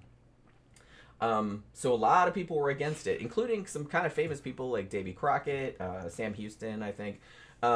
People that you would know. Yeah, famous people that lived in the field. Yeah, like people that knew the they were land. just like, no, don't like it. Yeah, don't fuck with them. That's not cool. They could have just kept them there because they ended up being in fucking in reservations anyway. Yeah, you could have made the reservation like I said, right there. you can see that by the narrow margin that law passed. Yeah. You can see that there was like a lot of controversy about this. You know what I mean? And a lot of people, even back then, were saying, "Hey, that's fucked up. Like they've lived here. They were here before we got here. Yeah. They've lived here for thousands of years. Like you can't just kick them off. That's not fair." They wanted to put a suburb there. Yeah. And farms. So some people, like about half of the people, did say that was fucked up. Yeah. So at least there's that. You know what I mean? Still didn't work out too good, but at least there was that. Now, as I mentioned, like I said, Cherokees get usually kind of more associated with the Trail of Tears, even though there were several other tribes involved, which we'll get into in a bit. But historically, the Cherokees had occupied lands in several southeastern states. And as the European settlers arrived, like I said, they largely kind of didn't integrate, but they dealt with them. You know what I mean? They kind of traded with them, and some of them intermarried, and they started adopting some kind of European customs, and also adopted an agricultural economy.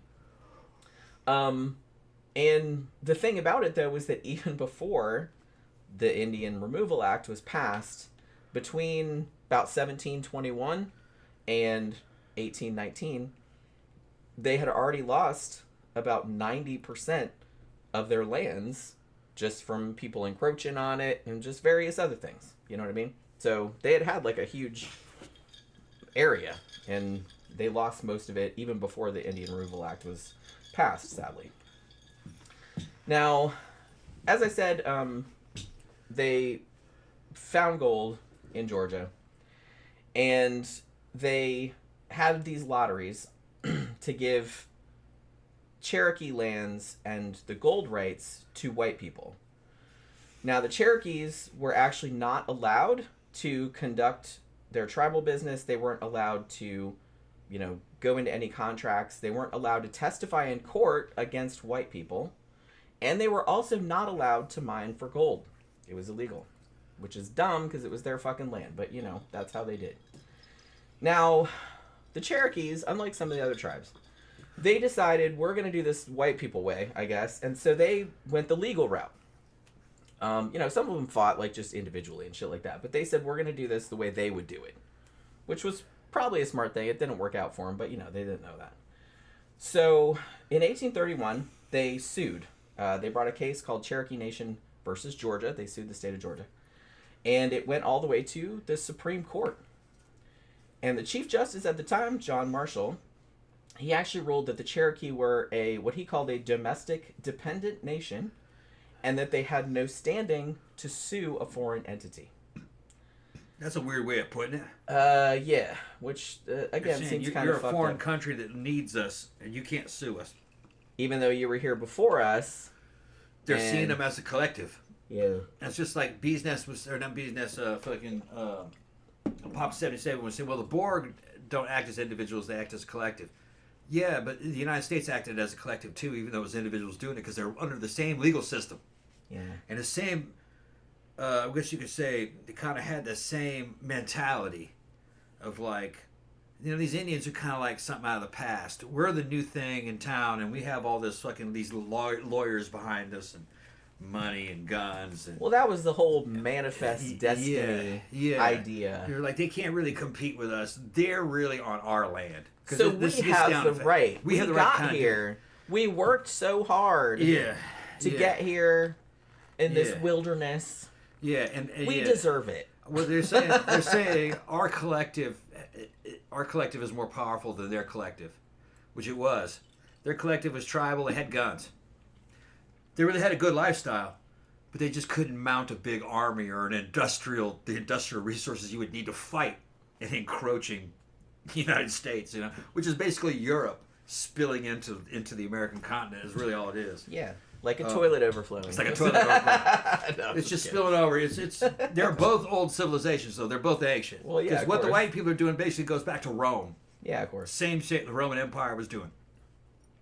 I mean, and only a little bit ahead in technology. It's kind of fucked up. It's just nobody can do anything about it. You can't do anything about it. It happened. I'm under the same thumb. I can't go out and do whatever the fuck I want. Cops will roll up on me and fucking pull guns on me. And then they'll take me to some court and they'll lock me up. So, it's the same thing. They ended up just being fucking second-class citizens on a fucking continent. They used to just run around on and just kind of like rule it, but can you like imagine? But they were like biker gangs. They didn't. Our lawyers weren't impressed. I can't imagine what that must have been like. Real life. Well, no, I know they're living in the wilderness. I know that, but it's just kind of like they lived in the same place for millennia, and it's just like all of a sudden these weird-looking people show up and. Hey, this is our shit now. And they're like, no? Uncontrolled immigration. It was uncontrolled immigration. They couldn't control how many immigrants were coming in. Hey, look at this new continent we found. Neat. Oh, there's people here. Oh, that's a shame. Yeah, there's more of us than them. We'll have to do something about that. There was more of us than them. Yeah. But yeah, so everything goes down to force. So there was this... So there was that decision in the Supreme Court, which, obviously went against them. However... A year later, they sued again, and this was actually Worcester versus Georgia, which I think was just one guy, or just, you know what I mean? And they actually won that one. It didn't, again, it was kind of an empty victory, but they did win the thing. Now, John Marshall, who was the Chief Justice, he ruled in this case that Cherokee sovereignty was affirmed. And he said that Georgia's laws over the tribal lands were unconstitutional and that only the federal government could regulate relations with the native tribes. Like the state didn't have any say in that area. So that was to them a win. However, Andrew Jackson basically, even though that was like a Supreme Court ruling, he's like, nah, I'm not going to abide by that. Not at all. The apocryphal quote, nobody knows if he really said this, but it's it's reported that he said this. He basically said, John Marshall has made his decision, now let him enforce it. Like, he's just going to do whatever the fuck he wants to. He doesn't care what the Supreme Court says, is basically what that was. And, I don't know if he said that or not, but in practice, that's what he did. He just basically ignored that law. Yeah, he ignored it. That actually happens a lot. Well, yeah, I know it does. Yeah, that happens a lot. I know it does. But yeah, it happened in this case.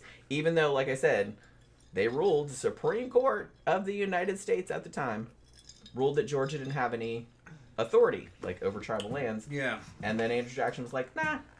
He says, let him try to enforce it. I'm going to do whatever the fuck I want. And then somebody questioned him more on it. He says, well, what army do they command? Basically is what he said. You can't back it up, is what. Yeah. And that was the thing here. When you fucking study Jackson's rise to power. When I told you all those Irish Americans and Irish immigrants, newly arrived Irish immigrants, joined the army in fucking huge numbers. Fucking Jackson's power fucking swelled. Because he had an army that was loyal to him as a man. Not so much loyal to the United States, they were just loyal to fucking Jackson. And it was because of ethnic ties. And the United States was basically Irish American powered for 100 years. More, probably. All the way up into probably like the 50s or the 60s. Because if you had the Irish Americans in your pocket, you're running America, you could get anything done. Because not only would they go into all your armies, they would also man all your factories and fucking make all those cars and all those tanks and fucking the rise of America's industrial power. And that whole era of a fucking American hegemony actually was kind of an Irish American powered thing. Now, that's going away now, though. Fucking, that was just a little thing. World War II, we had a fucking good run of like another 70 years. The empire's going away now. It's not sustainable. No empire is. All empires end up the same way. Dissolving. But you're seeing that now. But, yeah. America was Irish American powered for a long time. And started with Jackson. So yeah.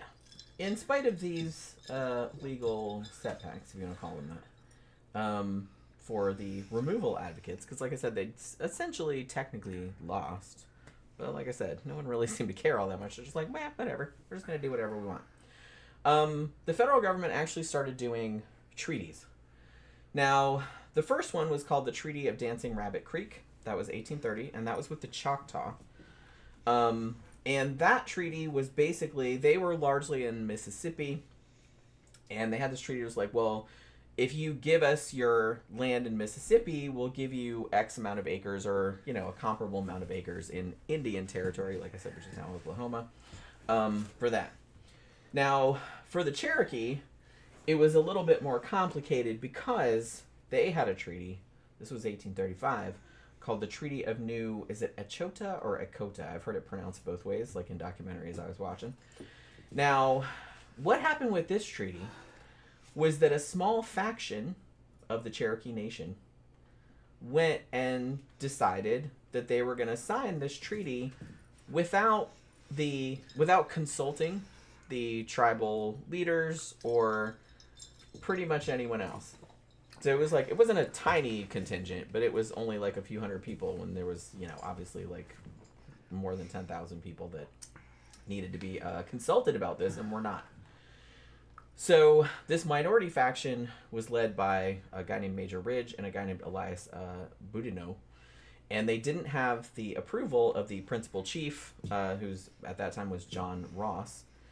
And they didn't also have the Cherokee National Council approval either. And what this treaty said was that it exchanged Cherokee lands for $5 million, which I don't think they ever got, or if they did get it, it was like 30 years later or some like bullshit like that. And some territory in, you know, Indian Territory. But about 16,000 Cherokees petitioned against this, being like, hey, nobody asked us, we don't want to do that. But because a minority of the Cherokee had signed it, Congress ratified it anyway. And they basically said, okay, well, then you have 2 years to get the fuck out. Because it's right here on a piece of paper. Even though the majority of Cherokee were like, no, we don't want to do that. You know what I mean? So yeah, so that's how that worked out.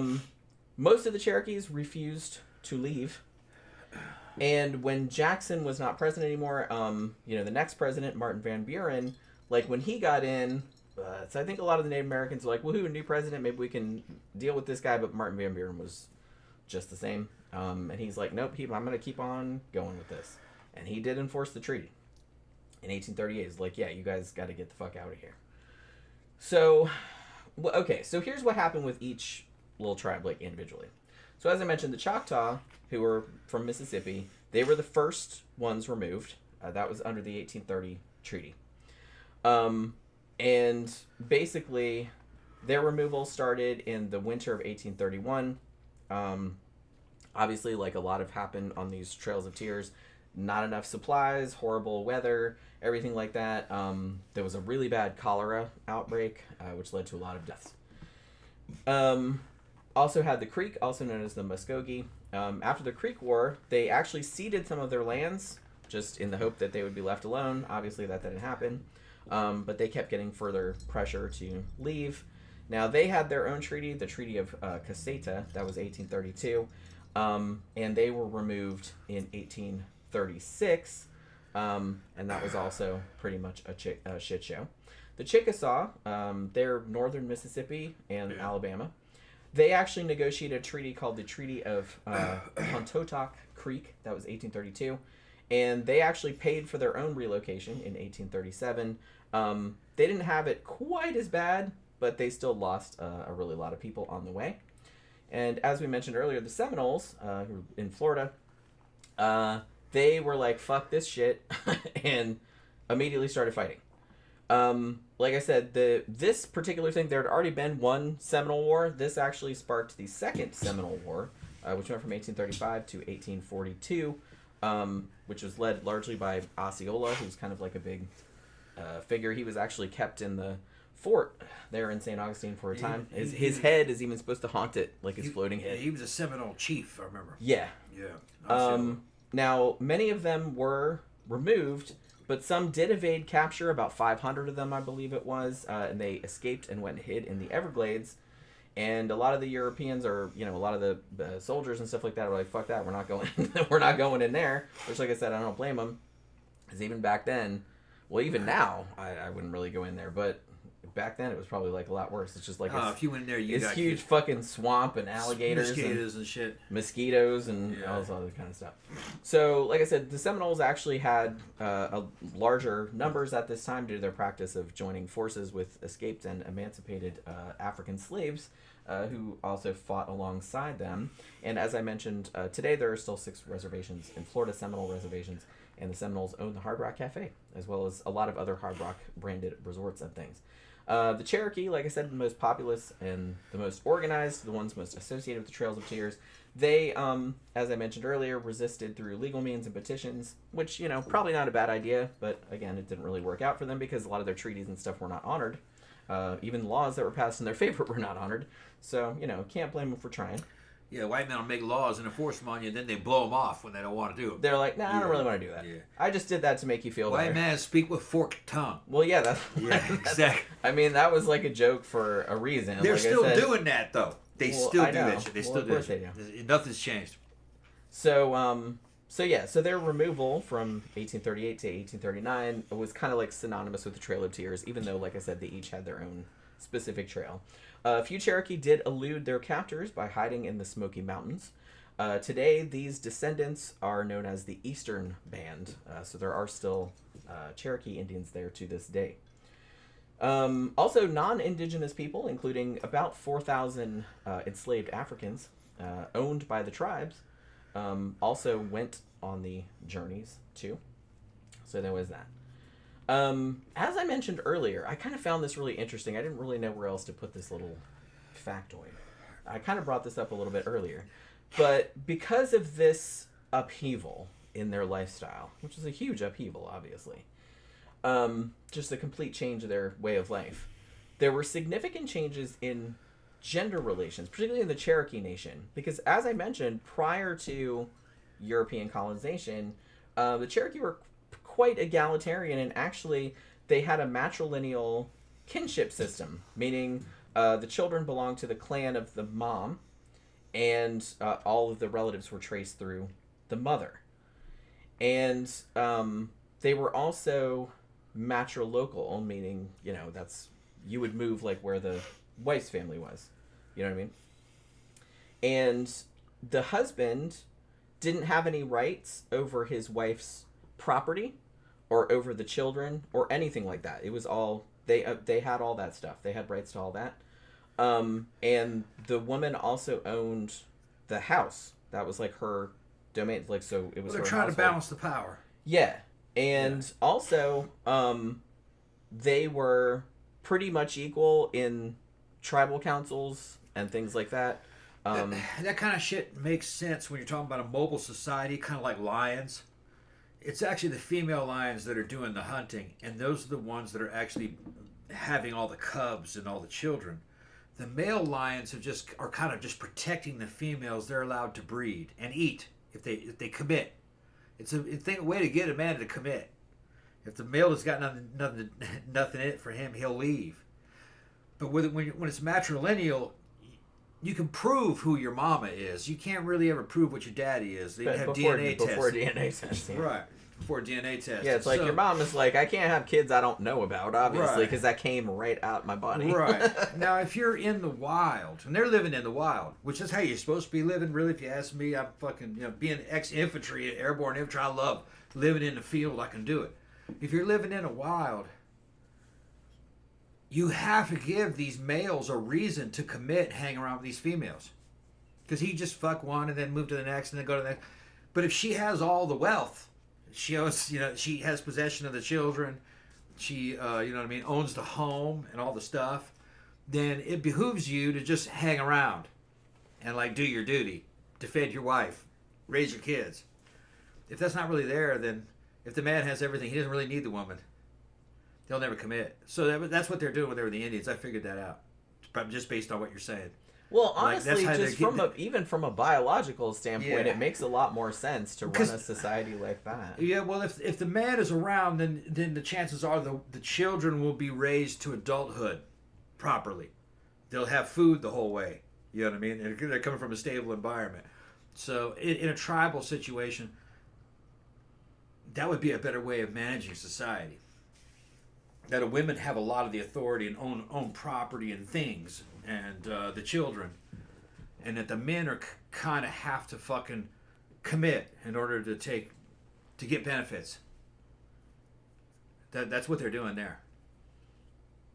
Yeah, but the sad thing about it was that even prior to the Indian Removal Act, because the Cherokee had adopted so many European traditions, this was kind of starting to fade. So they were becoming a lot more patriarchal. They were kind of leaving the women out of the discussions a lot more, like kind of making them more subordinate to them.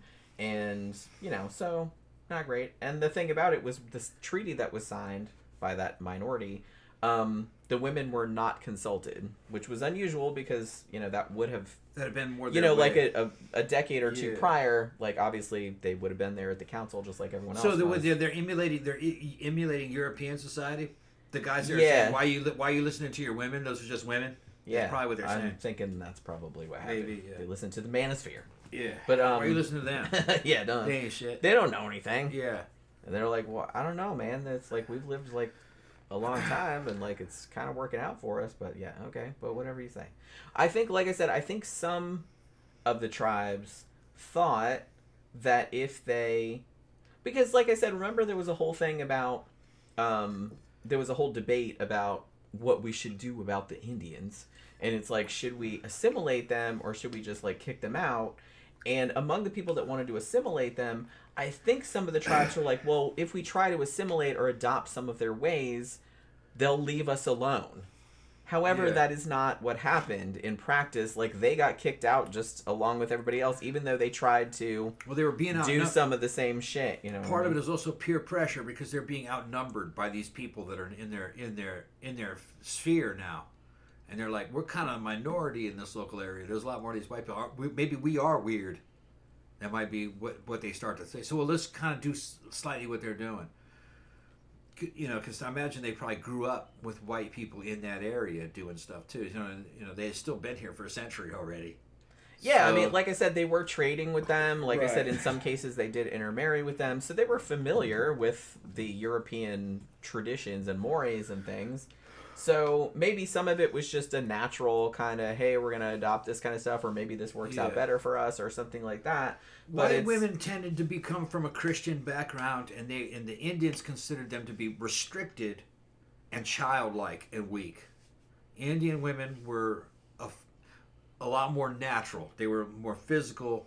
They didn't have so many restrictions on them, and were probably a lot more practical than white women of the 18 and 1700s. I would guarantee you their noses were deep buried in some Bible. They're going to be fucking the average white woman probably. And that's no fun. And their thinking was probably through a very narrow lens. Indians were just more practical. Yeah. But they weren't more powerful in this fucking in this sense because they didn't have a bunch of lawyers and an army behind them and a fucking huge civilization that's spilling out into them. So Yeah, maybe they would have tried to be a little bit more like these white people to make it easier to deal with. Yeah. Or they just kind of picked up some of the attitudes from them. But like I said, it didn't help them in the end. They still got kicked out because the white people were like, "Hey, still want that land though? Bye." Yeah. Get the fuck out of here. You're being seen as obsolete. You're something from the past. Yeah. A new world's coming. Your ways are too old. You're old-fashioned. Get the fuck out of here. And like I said, there was that whole manifest destiny thing where it's just like, this is our plan. Like God said that we came as like a miracle. We got here. We tamed the wilderness, and so it's our right. Like we have a right.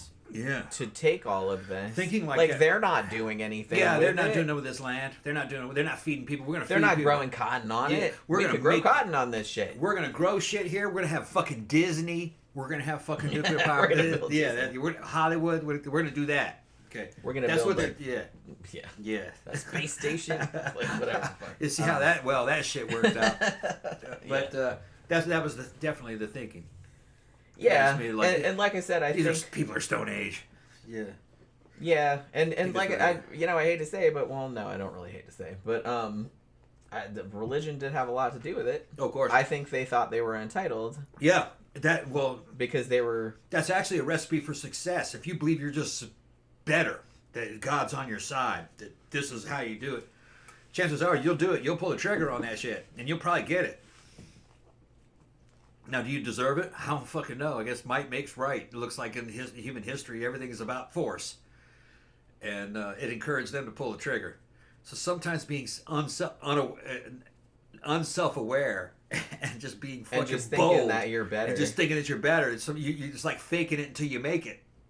Although I think that at least some of them felt bad about it. I think that's kind of the reason that sometimes they would come up with these convoluted kind of explanations or reasons why they were doing it, like why it would be better for them to it'll be much better for them out there, it's fine, like so I think deep down they did know that what they were doing was pretty fucked up. Like if somebody came to their house and was like, "Hey, I want your house, get the fuck out," you know what I mean, they'd be mad. Here in the U.S. they had a bunch of these Wild West shows in the early 1900s, late 1800s, and they'd have fucking Wild West figures, fucking, you'd have fucking old fucking just the surviving gunfighters and famous fucking cowboys, and there'd be Native Americans doing fucking Indian acts and the cowboys versus Indians shit in front of a live audience. There was a nostalgia for this period when it was gone. People, you can really tell that some of the you could tell that the big players in the white community kind of fucking missed having them Indians around and all this fucking tribal shit. They had a nostalgia for it. Like, man, those are the good old days. You know what I mean? Fucking, I think that happens with all old people. Yeah, and then there was another thing is that there was a fucking long period of romanticization of the Indians. The Native Americans there was always a mad crush on the American Indians. Always goes back to fucking what's his name, John Smith from the original fucking Meeting Squanto and shit. He would write back to the king. He's writing back to the king. He's like, "You don't understand. You guys, guns and the European armies don't really work here. It's just these dudes are fucking awesome. They're good looking. They're big. They're strong. They can fight hand to hand. They had a bunch of skills that Europeans didn't have. Europeans lined up in skirmish lines and shot at each other. I wonder what the Native Americans thought of it. Like, they thought that was suicide. That is dumb as shit. Why don't you hide behind these trees? Hide behind these trees, fucking ambush. Look at all the natural. Okay. The U.S. Army Rangers. Stupid as fuck. The U.S. Army Rangers, when they first came out in the American Revolution, actually was one of these guys from the Indian Wars. I forgot what his name was, and from the French and Indian Wars, and he modeled the U.S. Army Rangers after Native Americans, living off the land, ambush, raid. These are things that European armies didn't do. Oh, that's dishonorable. Yeah, but it wins. That's how you actually do it. That's how the Indians fight. So, that's kind of the smart way. Yeah, the smart way. Why are you getting killed? Don't die just for your stand there and get shot at. Yeah, make him die for his fucking king. What the fuck would you do? Don't die for your king. Fucking make him die for your king. That is stupid as hell. Right. So, the American white man learned a lot from the Native Americans. A lot of our culture comes from that. A lot of our attitudes. And they're still honored. All of our military weapons that was in the army, All of our badass military weapons were named after fucking Indian tribes. Apaches. You know, the Comanche. You know, all cool shit was named after some kind of Indian name. Because they're uniquely American. Yeah, it's not really but like I said, I kind of feel like our history is kind of more akin to not so much like Europe, more like Australia or South Africa. Because we had like indigenous people that were here for a really long time, and then like all these white people showed up and I'd say we were more like South Africa. Chaos ensued. Australia a little bit. Yeah. Australia now South Africa. You know what I mean? But yeah, so we're not. It's not really the same as the closest in mentality to an American is an Australian. The closest mentality to a Southerner is probably a South African, like a Boer. Similar type of mentality. But yeah, we still have a lot of, in Florida, there's still a lot of like cities and stuff like that, like named like Native American names. Yeah. But shit, for a long time we lived in Seminole County. Yeah. Not anymore. Now we live in Lake County, but we still live in Seminole County. But a lot of them did have those names. It's funny because sometimes you drive around and I don't really think about it, but you see some of these fucking Florida names of like there's like Oklawachahachi and all this other kind of stuff, and what is it called? Oklawacha, something like that. Oh hey man, when fucking paratroopers were fucking jumping into fucking France and shit to fight the Nazis, a lot of them from my division in the 101st, they were fucking carving fucking mohawks into their head, putting Indian war paint on, and yelling Geronimo when they jump out of the plane. Yeah. So that's where all that shit comes from. And there were Indians with all the scouts are Indians. So you know, there was a lot of. The U.S. Army is paying a lot of homage to the Indians. And then, you know, after the Lakota joined the American Army back in the 1800s, like most of the U.S. Army, you can look at pictures of them, they were taking care of the big the plains areas, were Lakota. And they're wearing American uniforms, and they're on horseback, they're cavalry. U.S. Army, bearing the flags and everything, but it was like something out of 300 where fucking, what's his name, Xerxes shows up because, you know, he's trying to get Leonidas to fucking join him, and then you will carry my banner all throughout all Europa, you know, and your name will... That's basically what we did with the Lakota. We said, join us, we're going to make you the baddest army in the fucking world. They just gave them guns and horses and shit, and American blue uniforms and gold trim and hats and shit. That's what they wore. And they were taking care of their own land, and we were paying for it. All right, they just took care of their own land under the flag of the United States in an American uniform, but they were still taking care of their own land.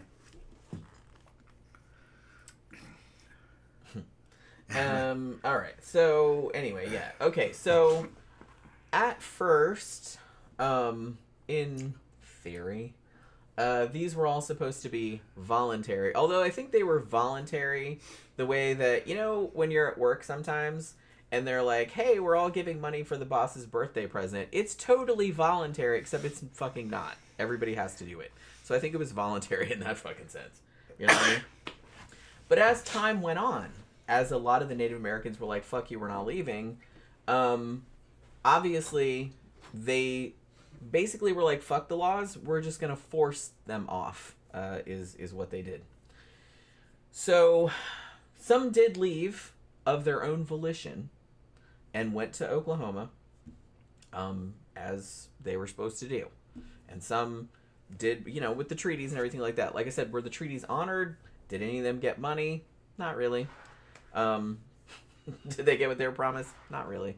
Some of them did. I think it was the Cherokee that had the... Was it the Cherokee or the Choctaw? I can't remember. That had the few $1 million or whatever. I think they eventually got that like 3 decades later or something like that. But most of the shit that was promised, they didn't ever get that. They didn't get supplies. They didn't get reimbursed. They didn't get anything. You know what I mean? They basically were like, yeah, we'll totally just, you know, we'll totally give you that when you get there. Just go. You know what I mean? And so all of these were, I mean, some of them had wagons, but largely most people were on foot, and these were not short journeys. They were like 1,000 miles, 1,500 miles, and it was across the Mississippi River. too. Like, they also had to cross that.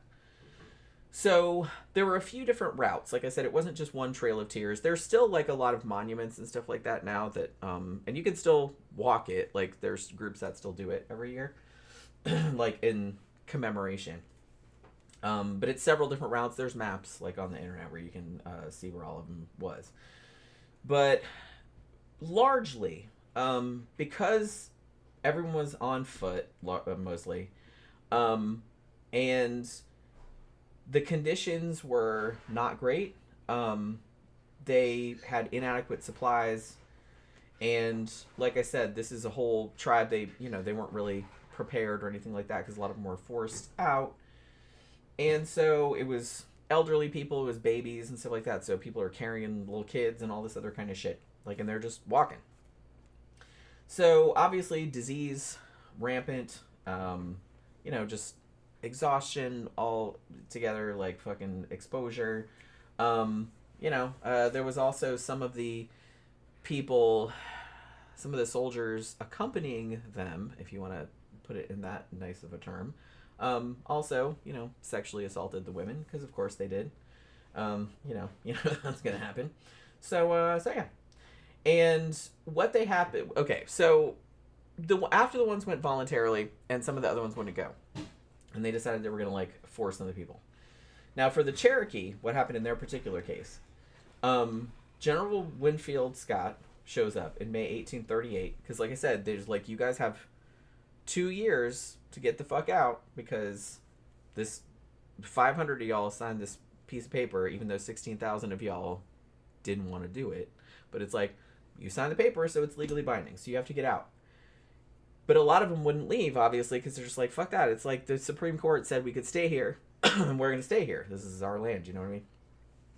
But they're like, nope. So they actually the General Scott showed up in May 1838 with 7,000 troops, and basically went into all the houses, like the Cherokee settlement or whatever, and forced people out their houses at gunpoint.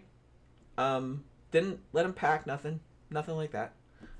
Just said, just come on, we're going, get the fuck out, and just forced them all out of there. And then they took them to, I've seen it called stockades, but like I said, it was a concentration camp, is what it was. They put them all in a concentration camp, to kind of until they could get them all together in one spot, and then we're gonna take them on the fucking journey. You know what I mean? So yeah, so I told you we're gonna get to concentration camps. It's not okay. Yeah. They put a bunch of the Cherokee in concentration camps. They just forced them out of their house. They showed up one day, 7,000 troops, and just took them out their house. Didn't let them pack or nothing. Just, we're going. Let's go. And they took them to this one place, put them in essentially a concentration camp until they got them all there, and then they started the march. Yeah. This particular march, the Cherokee Trail of Tears, was about 1,200 miles. They crossed Tennessee, Kentucky, Illinois, Missouri, and Arkansas. Some of them did do river routes. Yeah. And like I said, they were on foot. Like a couple of them had wagons, but not many of them. Like I said, they weren't really prepared. They thought, because of the Supreme Court decision, that they could stay. Yeah. But because those 500 of them had signed this other treaty that they didn't agree with, the government said, nope, it's on paper, so you gotta go. Oh, and they just came and forced them all out their houses, like at gunpoint. Now, who says they're gonna go out to here? Do they realize how far this is? They can't realize how far that is. How much of a bitch is just looking at a map, and the map is this big? It's like, it's only this far. Yeah, it's moving over there. It's only this far. It'll take like 5 minutes. They'll be all right. They'll be over there. They're Indians. It's fine. That might have been what they thought. Yeah. Or like I said, I don't think they really cared, to be honest with you. Yeah, dude was probably, I'll rubber stamp this shit. I'm going to get blown. I got to go back to the fucking... Like I said, to be honest, most of the people that are in positions like that, I don't really think they give one good goddamn how their policies are affecting people on the ground. I don't think they're thinking about it. Because it doesn't affect them, so what the fuck do they care? Yeah, like, it's like sociopathic. Making a paycheck, trying to get laid. Yeah. Going to the bar. They're just kind of like, yeah, pass some laws. Oh, that's blah, good. blah, blah. Yeah. But there you whatever. go. Send them out of here. Fine. It's not me. Who cares? Yeah. It's kind of that kind of shit. A lot of people kind of have that mindset, sadly.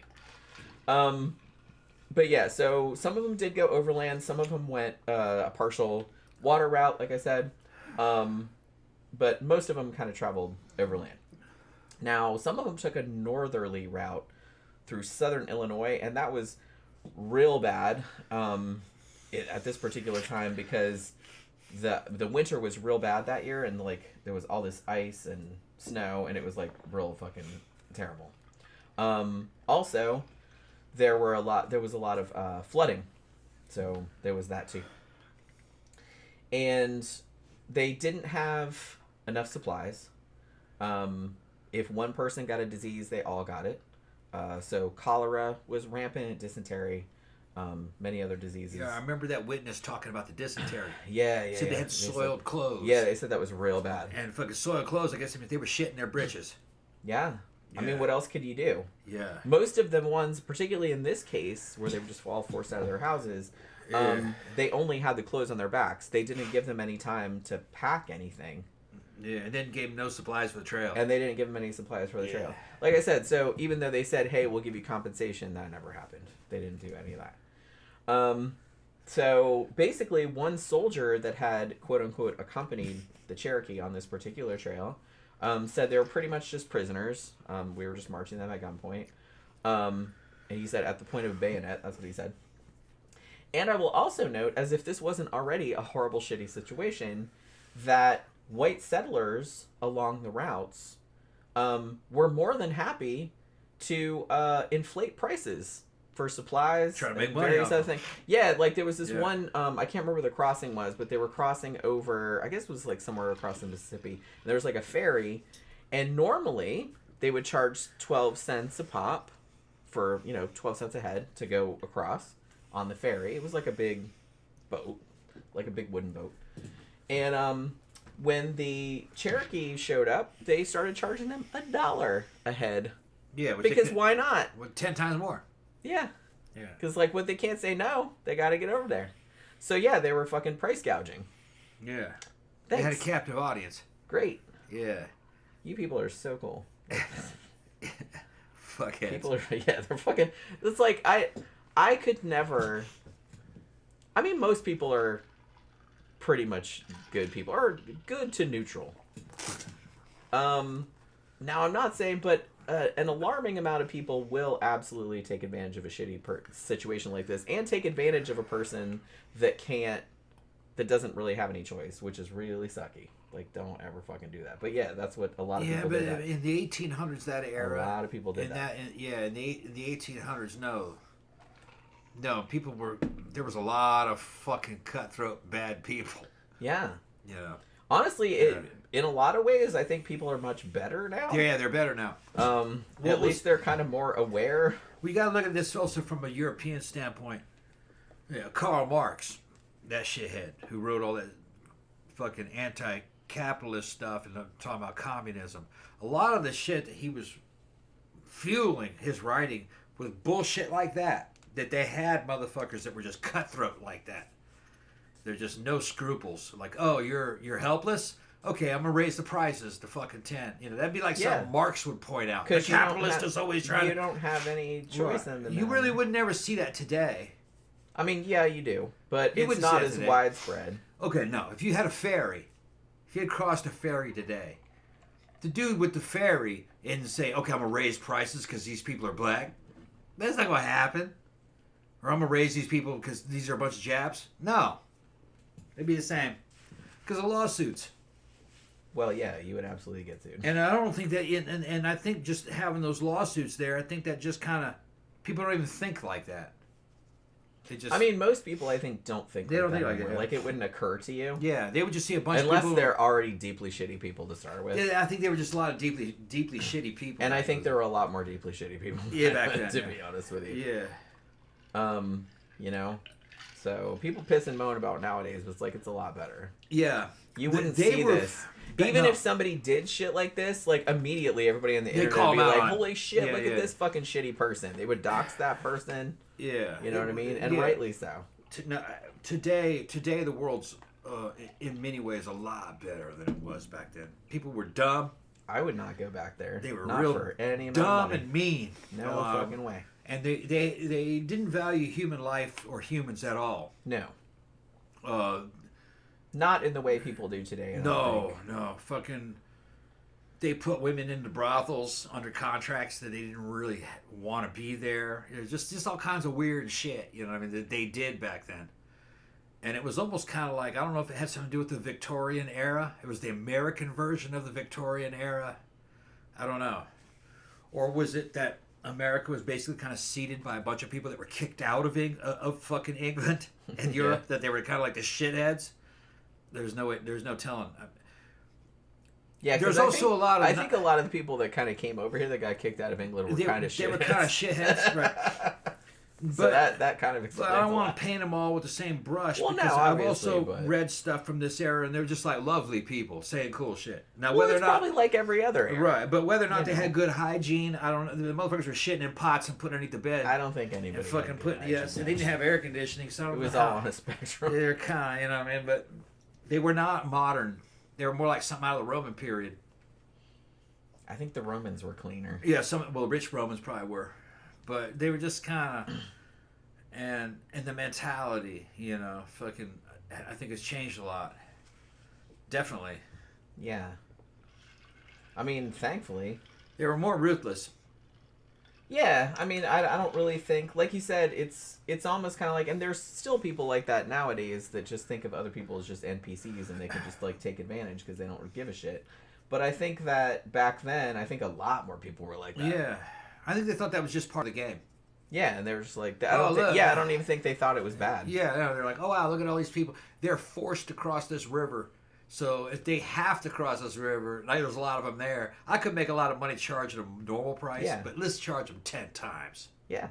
I'm going to take all their fucking... And they thought that was cool. And they probably didn't even think... They probably didn't even think oh, sucks to be you. Like, wow, that would suck. They probably didn't even think that. No. They're just thinking, cha-ching. Yeah. That's probably all they thought. I think there was a lot of that. Yeah, just not a lot of real insightful people, I guess. The America of the time that you're talking about now, the 1800s, was not. We wouldn't. If Americans were to see that today, they wouldn't consider that to be a first world country. We would consider it part of like subdeveloping world. It's like what kind of bullshit is that? Yeah, so it's not really the same planet, but and the people are just not the same. Their attitudes are different. It's like they had less consciousness. They were more animalistic in a way. And like I said, it might have been just from their upbringing too, because they had a lot of kids die in childbirth. You got used to people dying all around you, and it wasn't that big a deal. And so maybe you didn't get as attached to people. I don't know what it was. Just go back and look at photos of the people, like big names, like Butch Cassidy, or go back and look at fucking Billy the Kid. They're like retards. Like some dudes from Shack out in the middle of fucking Appalachia. They didn't. Well, yeah, I mean, I'm sure they were super inbred. They look real crappy. But these are like legends of the fucking Old West and shit. Well, in their defense, it was a lot easier to be a legend back then because there wasn't as many people. Oops, I just broke my necklace. Okay. Fix it. What, did it come up higher? Yeah, just like the heart part came off. I was just kind of going like that, fixing it, and it just fell off. Yeah, so the standards were a lot lower, I guess. Yeah, I think that was what it was. Yeah. But yeah. So... They don't look like Americans. No, they don't look like modern Americans. Just the clothes and everything. Like I said, they were kind of inbred. Yeah, and then like they put on their... Some of the dudes that had real fancy clothes, they just looked like they were dressed for a funeral or something. But there's just still something about them. They didn't look fucking like normal. You know, like weird looking. Inbreeding might have been part of it. So here's a kind of famous quote from a volunteer soldier from Georgia who actually participated in the removal, like accompanied one of the tribes. And his quote was, "I fought through the Civil War and have seen men shot to pieces and slaughtered by thousands, but the Cherokee removal was the cruelest work I ever knew." Yeah, I think this is the guy I read. Yeah. Yeah. That's what he said. Yeah, and then he gave more so details. even like back then, he was just like, man, shit was messed up, and a lot of the other soldiers said that too. Yeah, like that accompanied the trains. He's like, but man, there were fucking people dying. Everybody, it's like it was fucked up. They had never seen anything. I think that's how that guy started his account. He gives a lot more details in the account that I read. That they got really bad dysentery. They were shitting themselves. They were starving. And people were just dropping. They were just dropping like flies. Old people would start fucking not being able to walk, and the families would be crying, and they'd have to walk away from them. Yeah, it's like I can't fucking imagine. And they died on the trail. I can't imagine. Yeah. And fucking the soldiers are like, this is fucking pitiful. Yeah, it's terrible. Yeah, they didn't agree with it. They thought. Well, good. So at least they had some fucking humanity then. Unlike the people that fucking ordered this crap. That same thing I was reading said that they didn't think it was intentional. It was the fact that whoever fucking launched this expedition had no idea how to plan anything. Like I said, I don't really think they cared all that much. They didn't think about it. I don't think all they thought about was, ooh, land, ooh, gold. Yeah. Okay, they sent them out. They didn't worry about it. Like, after they were gone, woohoo, they're gone. They didn't give a shit what happened to them after that. Why would they care? Yeah, because they had no food, no water, no fucking shelter. They're walking on foot. They're old. Yeah. Some of them were old, fucking, in their 70s, 60s. They're not going to make it. Yeah. But like I said, it wasn't happening to them. They were getting what they wanted. Yeah. So they did not give one single whiff of a fuck about any of those people. They could have put them on a bunch of wagons and fucking pulled them out there. They could have. But they didn't mean by it. But that would entail spending more money than they wanted to spend. I guess so. Like I said, they just had their eyes on the prize. Yeah. They just wanted the land. Yep. So they didn't really care what happened to the people. But they weren't shitty enough to be like, hey, let's just massacre them. You know what I mean? I'm sure that happened here and there too. It would have been easier on a lot of them. But it might have been, sadly. And if you think that it's like, well, we're not savages. You could have been super low effort. We'll just send them away. They'll be fine. What would have been even a more agreeable low effort way is like, look, anybody who's old, they can stay. Okay, fucking, but you know what I mean? So they don't have to take the walk. Or too young, they can stay, but the rest of y'all got to go. But no, we're going to send them all. Yeah, they all just went, like I said. Even though they're sending a woman that would probably be dead in 4 years anyway, from old age, they're going to still make her walk that. Yep. Yeah, and we're talking like 1,200 miles. Yeah. 1,200 miles in the winter. Across like rugged terrains, no roads or nothing. Yeah. It'd be difficult for a young man who was fit. Yeah. To walk these distances. And I used to walk fucking a rucksack on my back and shit up and down mountains fucking days, weeks at a time in fucking infantry. You can't expect a fucking old woman to fucking walk 1,500 fucking miles. Or an old man. Or a child. Or a child. You had to carry them. Or a woman with a baby, like lugging a baby all that way. Yeah. Jesus Christ. No. No food. The only ones that really could make it were men and women in top physical condition. Young. They could make it. But they need food. If they didn't have any food, they wouldn't make it. I mean, if they were... Food and water. If the federal government, or, the people that were advocating for this, because I don't want to blame the whole federal government, because I know there were a lot of people against it. But the people that were advocating for this, had they actually cared about these people's welfare, which they did not, obviously, they would have had some system set up. Like, it's still not great kicking them off their land, obviously.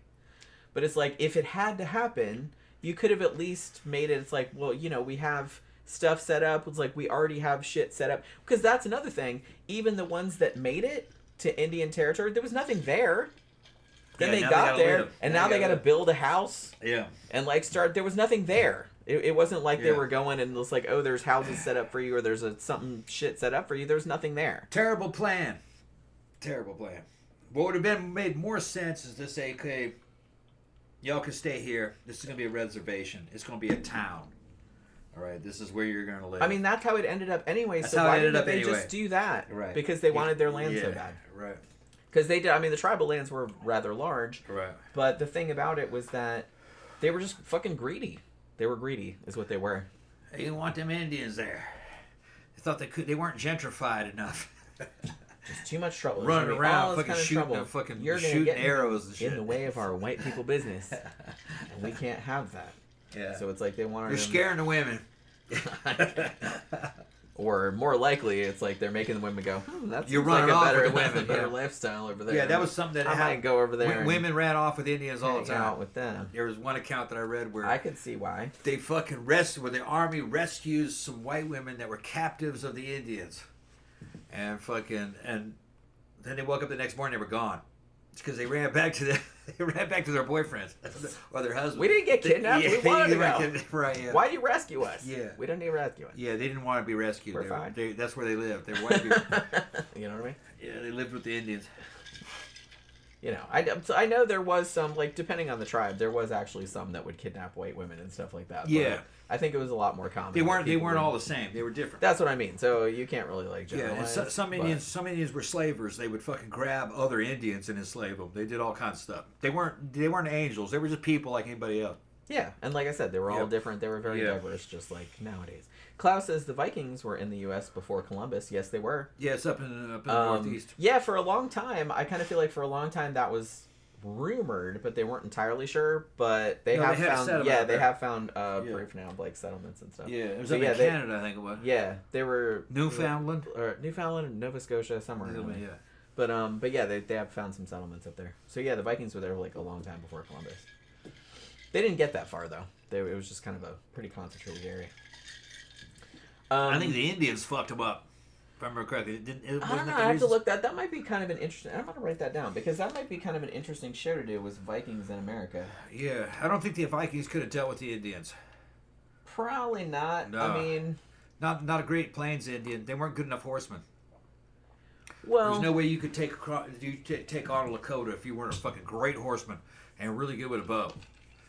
They were fucking better than the Mongols with bow on horseback. They would fucking hang underneath the damn... Yeah, that was without kind a of the whole saddle, thing. they could hang off the side of a horse and fucking use a bow and shoot it underneath the horse's neck, using the horse's neck and the horse's body as cover. And they would regularly defeat U.S. Army guys and fucking white guys with guns. They defeated them regularly. The fucking Lakota were fucking great horsemen. Well, like I said, they had been here for generations. They were adapted to the environment. The Europeans were not. So, you know, it was different terrain than they were used to, which kind of brings me to another point too. So it's not bad enough that all of these people were forced out of their homes, sent to fucking Oklahoma for Christ's sake, and no one should want to go to Oklahoma for any reason. But, you know what I mean? Sorry, Oklahomans. Man, they got cute girls in Oklahoma when I was a kid. There's cute girls everywhere. So. Yeah, they're good. But yeah. They're probably all gone now, but back in the day. So it's not. So they're forced out of their ancestral homeland, made to march 1,200 fucking miles, on foot with no shit, like no food, no supplies, no nothing. People, all their family members, like fucking dying and shit. They get to fucking Oklahoma, nothing there. Also, I will note that Oklahoma is an entirely different climate than where they had lived for thousands of years. Yeah. And now suddenly they're supposed to, it's like a deserty. Yeah. Like they didn't, like the Southeast is very lush. It's very lush. It's very fertile. You know, there's a lot of swamp and shit like that. It's subtropical. They don't have that shit in Oklahoma. No. So it's like they get there like, what is this bullshit?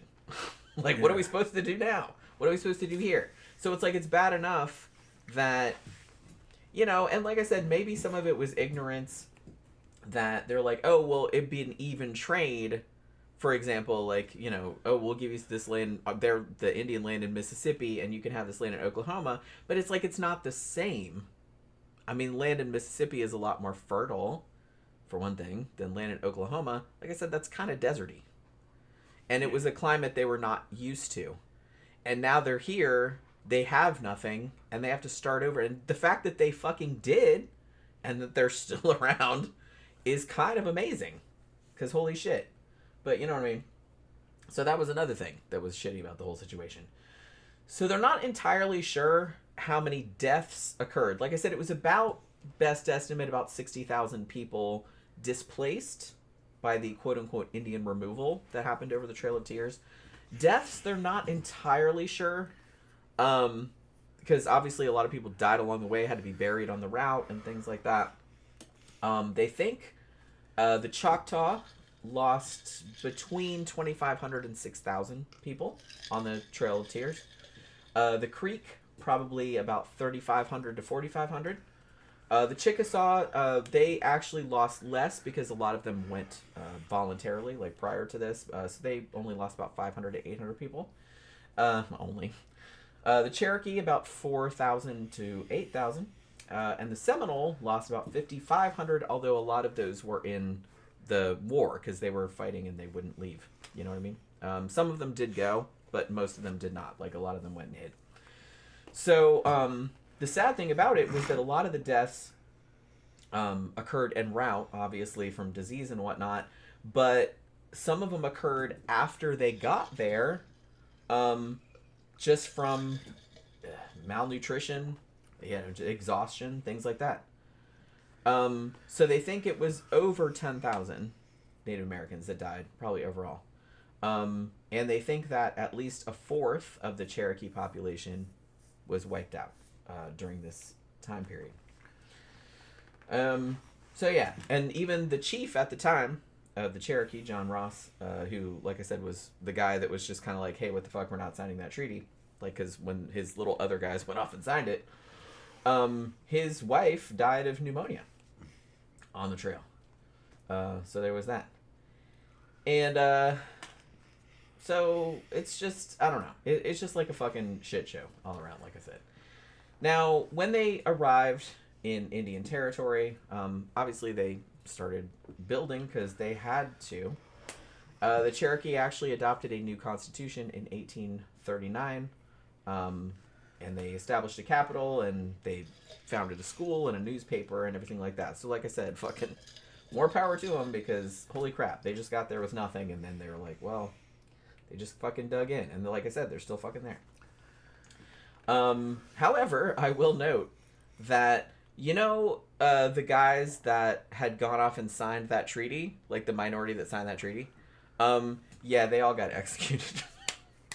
They called them the Treaty Party. The Cherokee executed them because they thought they were traitors. Yeah, right. Because they're like, we didn't want that shit. You didn't even ask us. You're right. Y'all signed this treaty with the federal government. We got fucked over. We all got moved out to fucking Oklahoma, for Christ's sake, and nobody asked us about anything, and they ended up killing all those dudes. I don't know how many people it was, but it was quite a few. So, I will note, too, that here was another shitty thing, is that when all of the, you know, the 5 civilized tribes, when all their people got to Indian Territory, there were a couple other tribes already there, like in the area, and they weren't happy about it, because this was like, hey, this is our kind of land, and these are intruders now. So obviously there was some kind of conflict. That was why the Seminole didn't there as well. The Seminole didn't want to leave here because they where they were going to send them was next to the Crow. And fucking they fucking hated the Crow. It was like, that'd be like moving England and France right next to each other with a border right on. It wouldn't have worked. Like medieval England and France. It wouldn't have worked. They ended up going anyway, though. I don't think anything happened, but they just didn't like each other. Like I said, some of them went, but some of them did stay behind. Because actually a lot of them did get killed in the wars because they didn't want to leave. And a lot of them, like I said, did escape into the Everglades. And as far as I know, like, all the modern Seminoles that live on the reservations in Florida now are descendants of those original ones that escaped into the Everglades, because they were like, fuck this, we're not going. I read fucking Jackson's reasons why it should happen. That you should either become an American citizen or you gotta leave. And he gave a very compelling reasons. But I don't think he knew what that would actually look like, sending them out of the United States. This whole trail, I don't think he would have approved of it with the Trail of Tears thing. Now, back in those days, these dudes just kind of thought in big things and big sweeping gestures. I don't think they really looked at the details too much. Yeah, I mean, those pesky little humans in the way. Like, that'd be fine. They were very much generalists. But I don't think this is what the actual intent was. It would have been better just to keep the Cherokee where they were.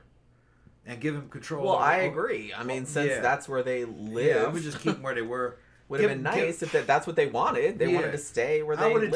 I would have taken option A, like what fucking Washington said. It says, no, we'll just grow around them and grow up with them, and they'll integrate over time. That would have happened, because that's what eventually did happen. And I mean, and don't like force them to integrate, but like give them their own shit, like where they live. You can make them the local. Yeah, you can. Make them the local police if and the local council. Yeah, it's just like but over time with trade and everything, over the generations, they're just it's gonna kind of blend. But the thing is I think everybody was nationalistic, very nationalistic, including the Indians. They wanted their own territory where they ruled that shit, and fucking if outsiders came in, they would tell them what to do too. So.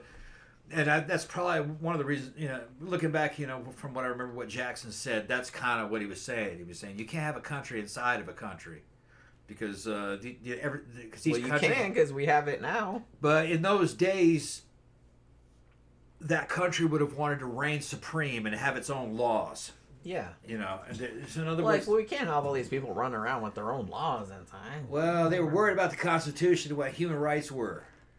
You know what I mean? So... Let's say, you're in Seminole land. You go in there and fucking, they see you as a foreigner, even though you just live 15 miles away, and they say, "Well, fuck these people. Let's kill them, or we'll take that woman from them, or just shit like that." Because they wanted an agreement that everything would be legally that there'd be legal continuity. It'd be like mixing Christianity and Islam in the same country. That ain't gonna work. That's tried. All you would have to do, their laws were not really that different when you look at it. So it was just kind of like, if you'd had some kind of mutual agreement between, it's like, we all agree this is fucked up. Okay, cool. And it's just like, if somebody does something on your land, like a white person does something on your land, it's like to one of you guys, like you can... It'd be just like another country. Like, I don't really... Like, other countries do it all the time. Or a state. Yeah, so it's like, I don't really see... They could have done something... Like, look, okay, so I'm a big true crime person. So sometimes, like, you commit a crime in a state, or even a different county sometimes. Yeah. It's a different jurisdiction, right? And there's a big fucking legal shit show you have to go through. It's like, well, we have to, move them back to this state. Extradite them to this state to, like, try them or something like that. You could just do it like that. Just call it another state. Yeah. That's all you got to do. Yeah. States got different laws. Every 50 states has different laws. And so I don't see why they couldn't just... At that time, they didn't. It wasn't like that. But it's like now it's not that weird to think about. Yeah, at that time, the white people thought that the Indians were too different for that. That their version of what. But I bet they weren't. I don't know. I wasn't there. I don't know how they. I don't know how they defined the right to live and the right to property. What does? I don't really know. It would depend on what their rules were. You'd have to work that out with them. That's what I mean. It's as long as it was mutually agreed. Like, you could have worked that out. Probably could have worked it out. Because forcing them off of their land at gunpoint, because it's worked out now, was the fucking worst way to go about it. Because it's worked out now. You can't commit murders on tribal land. Of course not. You can't kill a white person because he's on Indian territory. You can't. Yeah, it's like all that kind of. That's all like fear mongering shit. Yeah. I kind of feel like everybody says that when they want to pass a certain law. They're like, "Oh, these people are so different, and they'll do this if you let them." No, most people won't do that kind of crap. Well, some may. People are not that different. Some Indians may have been. Yeah, but it's like it was probably like a small minority. Some of the tribes were. And that's another thing. If you're trying to like get some draconian law passed, it's like you'll take like a couple of incidences where some like really egregious shit happened, and you'll use that and blow it up into like it's some big thing, and it's not. It's like some outlier. So that's another thing. That's another fucking tactic they use. But I kind of feel like, I don't know. From everything that I know about Native American tribal societies from this time period, and colonizers' laws from this time period, they weren't that different. You know what I mean? You could have negotiated as though that was just another state. Yeah, maybe. Just like they do now. I would think that you probably could. But it would, with the Cherokee and the Seminole, you probably could have worked that out. Well, I don't know about the Seminole. They were kind of pissy. They were pissy. But I was saying, you also got to look at like the Apache. The Apache were fucking mean too. Some of them were, like I said, not all these Indian nations were the same. in the same way that not really all European nations are the same. You know, there's a difference between the English, the French, and the Germans, especially when you go back in time. The Apache were mean, and I mentioned the other nation they were at war with for fucking ever. They were even worse. They were even meaner, and these cultures were, a lot of them, especially the particular two I was thinking of, and the Lakota too. They were warrior-driven cultures. Today, you can't use this modern fucking leftist ideology to fucking define these dudes. If you were to bring like a modern kind of fucking leftist person to kind of analyze these dudes, first of all, they would have said they were all patriarchy. They said they were all violent, toxic masculinity. The Indians were fucking macho. Okay. They were not Western. They were very practical though. But they were warrior cultures. They were very much kind of like something out of Star Trek with the fucking Klingons, or something out of Mad Max, you know, like the fucking war boys. They were which that's not a bad thing though. I'm kind of from a culture like that.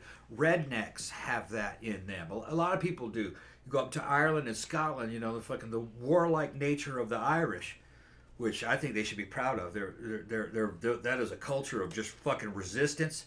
The Irish know how to say no, because they've been saying no for 1,000 years. Well, the Indians were like that too, and they had their own version of what they wanted American life to be. So there were. I think through most of the Indian nations, we could have worked out a fucking mutually beneficial deal with them. Yeah. There were some of them that were fucking wild as fuck, man. Probably didn't. The Apache and the Comanche didn't want any part of it, which I can't blame them, honestly. Yeah, the Apache and the Comanche were fucking mean. They were hostile. I can't. They were strong though. I can't blame them. They were fucking strong though, and so, you know, right. Like I said, it was their territory. Like someone else, you know, was encroaching. What's sad about the Trail of Tears is that they're doing this to like the Cherokee, and the Cherokee were chilled out. That was like I said, that was the sad chill. part. Like all this the shit Cherokee were happened. Pretty fucking chill. Yeah. The Indian Removal Act. Yeah. Holy crap! I can't imagine if something like that was fucking passed, and I was just like, oh, they want to remove me. Awesome, but the fact that that was passed, and the first thing that a lot of the Cherokee wanted to do was go like legal means. Yeah. Unlike the Seminoles, who were like, we're gonna kill these motherfuckers. Yeah. Well, Seminoles were warriors. That was kind of their first instinct. Yeah, Seminole were like jungle warriors, man. We're down here in Dagobah. But they're like, nobody wants to live down here in the swamps. Yeah. We'll stick the alligators on them. But this shit happened. I think the tragedy of this whole thing is that it happened to the Cherokee, and the Cherokee were chilled out Indians. Just goes to show, even if you try to capitulate to your oppressors, right? They're gonna fuck you over regardless. The Cherokee had ethnic pride and they had tribal pride that they wanted to defend, which I believe they had a right to that. Of course, because they had something to be proud of. And that's really the real tragedy, is that this fucked up a good Indian nation. They didn't wipe them out. Boy, it fucked them over. Around. It fucked them over. They're still around. The Cherokee are actually the largest, most popular. Now Tammy said, where did I say it? Tammy said whites can commit crimes on reservations, and the reservation cops can't do a thing to them. The reservation cops have no power over whites. I'd have to never heard of that. Yeah, never heard I mean, of that might be the case. Well, I don't know. I have to look more into that. Like they have a whole series of like modern Western movies. We saw one, and one of them had to do with some cops that were on a tribal land. And oh yeah, I remember. That was a good movie. Somebody, a listener, recommended that. I think I actually have it on Blu-ray. I just forgot which one it was. No, I think if you commit murder or commit a crime on tribal land, they're going to be able to fucking probably arrest you and then hand you over. Well, I imagine they probably can't try you. If it was a murder, you'd probably have to bring in feds. Yeah, like the FBI. It's going to be something like that, or something like that. I don't think. They're probably not going to try you, but the feds are going to try you. Yeah, maybe it just. Let me tell you something, like man. A federal the feds are not going to be lenient with you if you did something in a tribal fucking land. They're going to make an example out of you. Yeah, definitely. And rightly so. Yeah. So I was kind of, like I said, I got the Norwegian in there. How many times I can say fucking in a concept? He's saying fucking in the comment section. I know. I saw that. But, I don't know why that is. It's a redneck thing. It's Yeah, Tom. Well, I swear a lot. Yeah, we swear. I think Tom swears a lot more than I do. Yeah. It's like I use fucking as a comment. That's what I mean. It's not even like a bad word. It's like a just, comma. Yeah, it's or just a period. Like, you know what's funny? I saw. I don't know if you know the Scottish comedian Billy Connolly. Yeah. But he said Scottish people do that too. Yeah. Where it's like where fuck isn't even like a bad word. It's just just like a punctuation mark. Well, I think that's where we got it. They just use it probably. I think that's where we got it because I think the Scots Irish here in the United States because sometimes we forget. So it's like we're around fucking this and fucking that. Children or my mom or something like that, and we'll just be like fucking this and fucking that. But it's like we just talk like that all the time. It's just an accident. Yeah. And because we're used to talking like that. And so sometimes I'm the more mad you get, you're gonna do that, and the more excited you get, you're gonna do that. The more drunk you're gonna be a bunch of fuckings in there. Yeah. Well, it's a good word. It's a fucking good... isn't bad. Fucking's good. What are you talking about? You're thinking about most of the time. Wish I was fucking that. Wish I was fucking this. Think fucking. It's a good word because it's really versatile. Yeah. You can use it in like so many. And it's very emphatic. It's emotive. Yeah. I'm a big advocate of swearing, honestly. And I have I read somewhere that people that swear a lot generally have higher intelligence than people that don't. Yeah, they also say that dudes that are fucking like big power big wigs, they swear like fucking devils. You know, and even though I like to think a larger than average vocabulary, because a lot of times like people that don't like swearing will say it's like, oh, well, you must not have a big vocabulary if you have to like resort to swearing all the time. That is not the case. Honestly, I kind of feel like I said, swear words are just very emphatic. Sometimes it gets a feeling across where another word won't. Klaus, you know what I mean? Klaus is up there in Norway saying this is the best fucking stream ever. He must be drunk. It's the middle of the night up there. I bet you the sun is getting ready to come up over in Norway. It's probably like almost morning, I would think. Yeah. Well, no, I don't think it's, is it... Are y'all 5 hours ahead or 6 hours ahead? 7 hours ahead? I can't remember.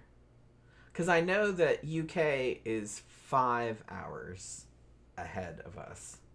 So I know it's probably, 3 in the morning in the UK? I think. So I was kind of curious as to how much tribal land there was still in the United States. Because I knew there was some, but I didn't know exactly how much it was. So I looked it up. So as of last year, there are 574 federally recognized Native American tribes in the United States. And some of them are not federally recognized, so that doesn't count all of them, but that's just the ones that are federally recognized. That's according to the Bureau of Indian Affairs. And this is all the United States and Alaska as well. The Cherokee Nation is the biggest Native American tribe, has over 800,000 people. And as far as tribal land goes, about 56 million acres that are held by the federal government as tribal land. About 2.3% of the total U.S. land area is tribal land. And that includes 326 federally recognized Indian reservations. The largest is the Navajo Nation Reservation, which is 27,413 square miles. That's across Arizona, New Mexico, and Utah. Klaus says it's sorry in the fucking morning. Sorry in the fucking morning. Yeah, you're becoming American. Yeah. And the smallest is 1.32 acres. It's the Pitt River Tribe Cemetery in California. Like I said, this is all run by the Bureau of Indian Affairs. Also, as I mentioned earlier, about half of Oklahoma, including the entire city of Tulsa, as far as my understanding, is still federally recognized tribal land, because that's where they sent all of the Native Americans they displaced from around. Well, not all of them, because some of them are still here, but a lot of them went out to fucking Oklahoma, and a lot of them are still fucking there, generations later. Still fucking there, Klaus. Still fucking there. You know what I mean? Yeah. You all right? Well, if they don't want to live on the reservation, they can come back to their homeland. It's all here. You just got to buy a house. There's going to be a McDonald's next to it. Some shit like that. Because the areas that they all live, that's all suburbs now. I looked up Yeah. when that McDonald's was going to open. Yeah, what is it? I couldn't get a straight answer. Okay. They don't know. They don't know. But you said it's almost done. I mean, oh yeah, it looks brand. They're over. They got signs out there that says fucking. Okay, so it'll probably not be. They say hiring. I'm kind of excited that Gotta they have a McDonald's. I mean, upstairs. it's not. I know it's not that exciting, but it's just kind of like we don't have a lot of fast food options around here. All we have within Circle K. we have Japanese, Circle K, which has a Subway in it. Chinese. We have a Japanese restaurant, but that's like which is delicious. It's but expensive. That's though. a sit-down Yeah. restaurant. That's sushi and stuff. Yeah. And got a Domino's, Yeah. a Dunkin' Donuts, Yeah. which that's good. Chinese. But it's not real food. Chinese restaurant. A fucking breakfast restaurant. Yeah, there's like a breakfast brunch Yeah. place. Yeah. And that's about it. Yeah. That's a isn't there a Baskin Robbins there? Is that ice cream? No. It's not? Okay.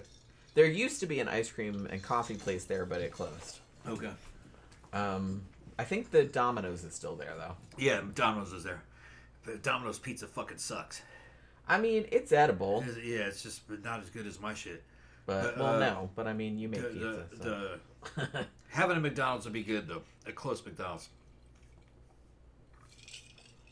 Because man, when you're drunk, When you're drunk, you gotta go to McDonald's. Hopefully Although they'll stay I open late because I we go wish there they after would- the show yeah, and after the club too. that's kind of like we never go there in the daytime. The only time we ever go to McDonald's is Saturday night after the club, yeah, like at 3 a.m. yeah. That's our drunk food. Because it's just kind of like, man, I want some McDonald's. The only shitty thing is they don't do 24-hour breakfast anymore. Because they did that for a while. That was fucking awesome. You can get an egg McMuffin. Because you can get an egg McMuffin or a Yeah. sausage McMuffin at 3 in the morning. It's like, that's what I want. Yeah. Like, I don't always want, like, a burger and french fries. I want, like, a breakfast sandwich. Yeah. And a hash brown. But they don't have that anymore. I guess it wasn't selling enough. What time is it? It is 10:10. Okay. Do you want to get something to eat? I reckon so. All right. I reckon so. We can go ahead and shut it down then if you want to. Yeah, okay. Unless you want to interact with anybody, if anybody's got any questions about it. I mean, I think we fucking pretty much covered it. I think so. Yeah, Trail of Tears. It was bullshit. They shouldn't have done that. Yeah, It's that's a one bad way of thinking. putting it. Yeah. That's one way of putting it. Yeah, because it didn't make any difference. They could have had those same. They ended up in reservations and shit out in fucking Oklahoma. They could have had them right there in fucking Florida and the other places where they moved them out from. Yeah, Really because that did. ended up happening anyway. Ended up happening anyway. It wouldn't have made any goddamn difference. No. So you killed them for nothing. I'd have kept them where they Yeah, were. all those people died for nothing. Yeah, you could have just kept them where they were. That just makes me so sad. It just makes me so sad just because I think what makes me sad about it is just the entitlement and the audacity of showing up Yeah. in a place. We just came here in boats. Hey, look, we found a country. And then there's like people already there being like, who are these fucking people? Yeah. And then like, so, well, this is ours now. They're like, no. But you got to put yourself in the shoes of these dudes that did it. They didn't come over in boats. The dudes that did this shit fucking were born here. Well, They yeah. considered this their land and that they're civilized. And that they Yeah. have this high-tech civilization. These other people are just like bums or fucking motorcycle bikers running around. Get all They're these- not oh, gentrified hobbitses. You know what I mean? Fucking that want to sleep at the house and eat good food and just have other people do everything and then just poop be in a harmless. bucket and stick Poop in a that bucket and under stay- your yeah. bed. Right. To stay So in, and civilized. just stay and be, stay in one place and be harmless. No. The Indians are on par with fucking the Vikings. You know, they were like that. You know, and they couldn't have them in suburbia. You know, that's kind of what's going on. Or like, no, but you know, it wasn't just them. It was the same thing with fucking white people too, and Southerners and dudes that were in the old West and fucking mountain men and fucking gunfighters and cowboys. They didn't like them either. Anything that was, like I said, anybody who was not gentrified, it tended to be that the guys in Washington D.C. didn't like that. They wanted, anything that was outside their very narrow scope of they wanted a little experience. safe white bread, cookie cutter hobbits, hobbit hole, and you being safe and you sitting down there and knowing your place and listening to you. You better listen. Do what you're told. That was what they were about. So boomer. They're like boomers. Boomers was like that. Yeah. You know your place. You do what I say. And I know everything. I know everything, And you have and to you listen don't know to anything, me. right. And you have to be quiet and listen. And Right. everything I say is correct. And I will give you a job, and you can have money, and this and that, and you can go sleep in your hobbit hole. All right? Which, that is not American. Americans are not like that. Most Americans aren't. We got them, but most Americans are not like that, especially not in the South. And in the West, it used to be that way. The Californians were wild too, but they're gentrified now. But they used to be fucking super wild. Zorro was taking place in California. All right, fucking, it was a mixture of fucking Spain, Native Americans, and fucking America and regular North Americans. You know, British type Americans, all happening in the same spot. America has a very interesting culture. I've heard you'll hear sometimes these old school Europeans, Americans, they have no culture. No, we got a culture. It's just it's just very different than yours. Well, it's all kind of all over the place. Yeah, it's. I don't even know. We got a badass culture. How I could pinpoint it. We got a badass culture. It's just that it's always regional. It's regional and local. It's not because European countries are small compared to us. I mean, so everything there, you go, yeah, Germany's got a culture. But that's a small area. We got areas that size that have a fucking unique culture too. You know, so it's just when you're talking about a big area, and it'd be like talking about Russia. Russia's a huge area. It's every area of it has got a slightly different culture and a different racial mixture. You know, the only thing that would compare to the United States would be Russia, just in the sheer scope, and Brazil. I lived in Brazil for many years too. Brazil is very similar to America in terms of how diverse its history and its cultures are. Each region is very different. The south of Brazil is very much like Argentina. And Argentina is a lot like Europe or Germany or something. It's just a different world. Klaus says, this is the only podcast I see. It's funny, it's chill, and awesome. Oh, thank you. That's pretty awesome. We're the only one you see? Damn. Because we watch other ones. I watch all kinds of dudes. I don't watch a lot of stuff except documentaries about whatever we're doing a thing about because it's like that's all I have time to do. But the one that I like a lot, like other than like all the horror movie channels, I like a lot of those. I really like Time Suck. Yeah, you like Time Suck with Dan Cummins. Yeah, he's a comedian, and he does a lot of. It's funny because he does a lot of topics we do. Like I don't mean to do that. It's just like sometimes I'll be like, "Hey, we're doing this serial killer," and he's already done it. Yeah. And he'll do real long shows about it, like 2 or 3 hours, and they're super super funny. And he does kind of he does kind of the same thing. I told you that the show that he did on fucking Albert Fish was one of the funniest fucking things I was dying. Oh my god! Jen likes the horror type stuff, and she says that Time Suck is the only one that's close to our show. But I've never watched it. I would like to see somebody else. It's one guy. He's a comedian. One guy. It's just one guy. Some of them are audio only because he started out as audio only, but now he's on camera, so he's just like sitting at a desk. And he says all the stuff, like he goes real in depth, like into stuff, but then like every now and then he'll go off on this tangent where he'll make up a commercial that has to do with the serial killer or some fucking weird shit, or he'll go off on some tangent or something. And it's just like, and it's super, super funny. But that fucking, I still laugh when I think about like shit from that Albert Fish show. It was, I don't know. It was just really funny to me. I don't know if you'd think it was funny, but I thought it was pretty funny. I've seen clips of it. He sounds good. Yeah, he's like real funny. So I saw something. Oh, Klaus was saying that because I said they were 5 or 6 hours ahead, he's like, ooh, so I'm like in the future. He's like, remember, I'm in the future, so if you need lottery numbers, I'm your guy. Norway's a futuristic place, man. You're in the future, 5 hours ahead of us. And he says tomorrow's lottery numbers are for you is 317, 18, thank me later, and about. Yeah, the lottery numbers and everything. It's awesome. Okay, I'm gonna play those. I'm gonna be mad if that doesn't work out. Yeah. I never buy lottery tickets, but but yeah.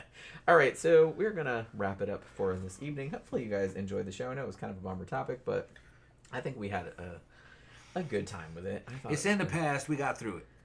Yeah, like I said, it's kind of shitty that it happened. But and all my American Indian brothers I served with in the fucking army, y'all are badasses. Fucking the only thing that makes you mad about all this is that you got people that misunderstand it and they want to paint Indians as some kind of weak victim that the fucking big, strong, powerful white man came and fucked them over. The Indians never were defeated. No, not really. No, they're still around. Of course, it's just that the shit changed and Indians were badasses. They're fucking badasses. It was just the world changed, Like I said, it was just kind of like they just got overwhelmed.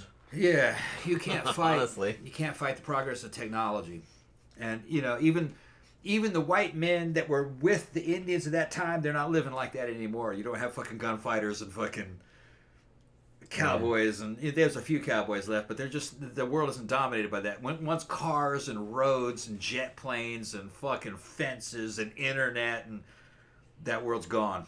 You can't live like that. Got to be a man in a different way now. Yeah.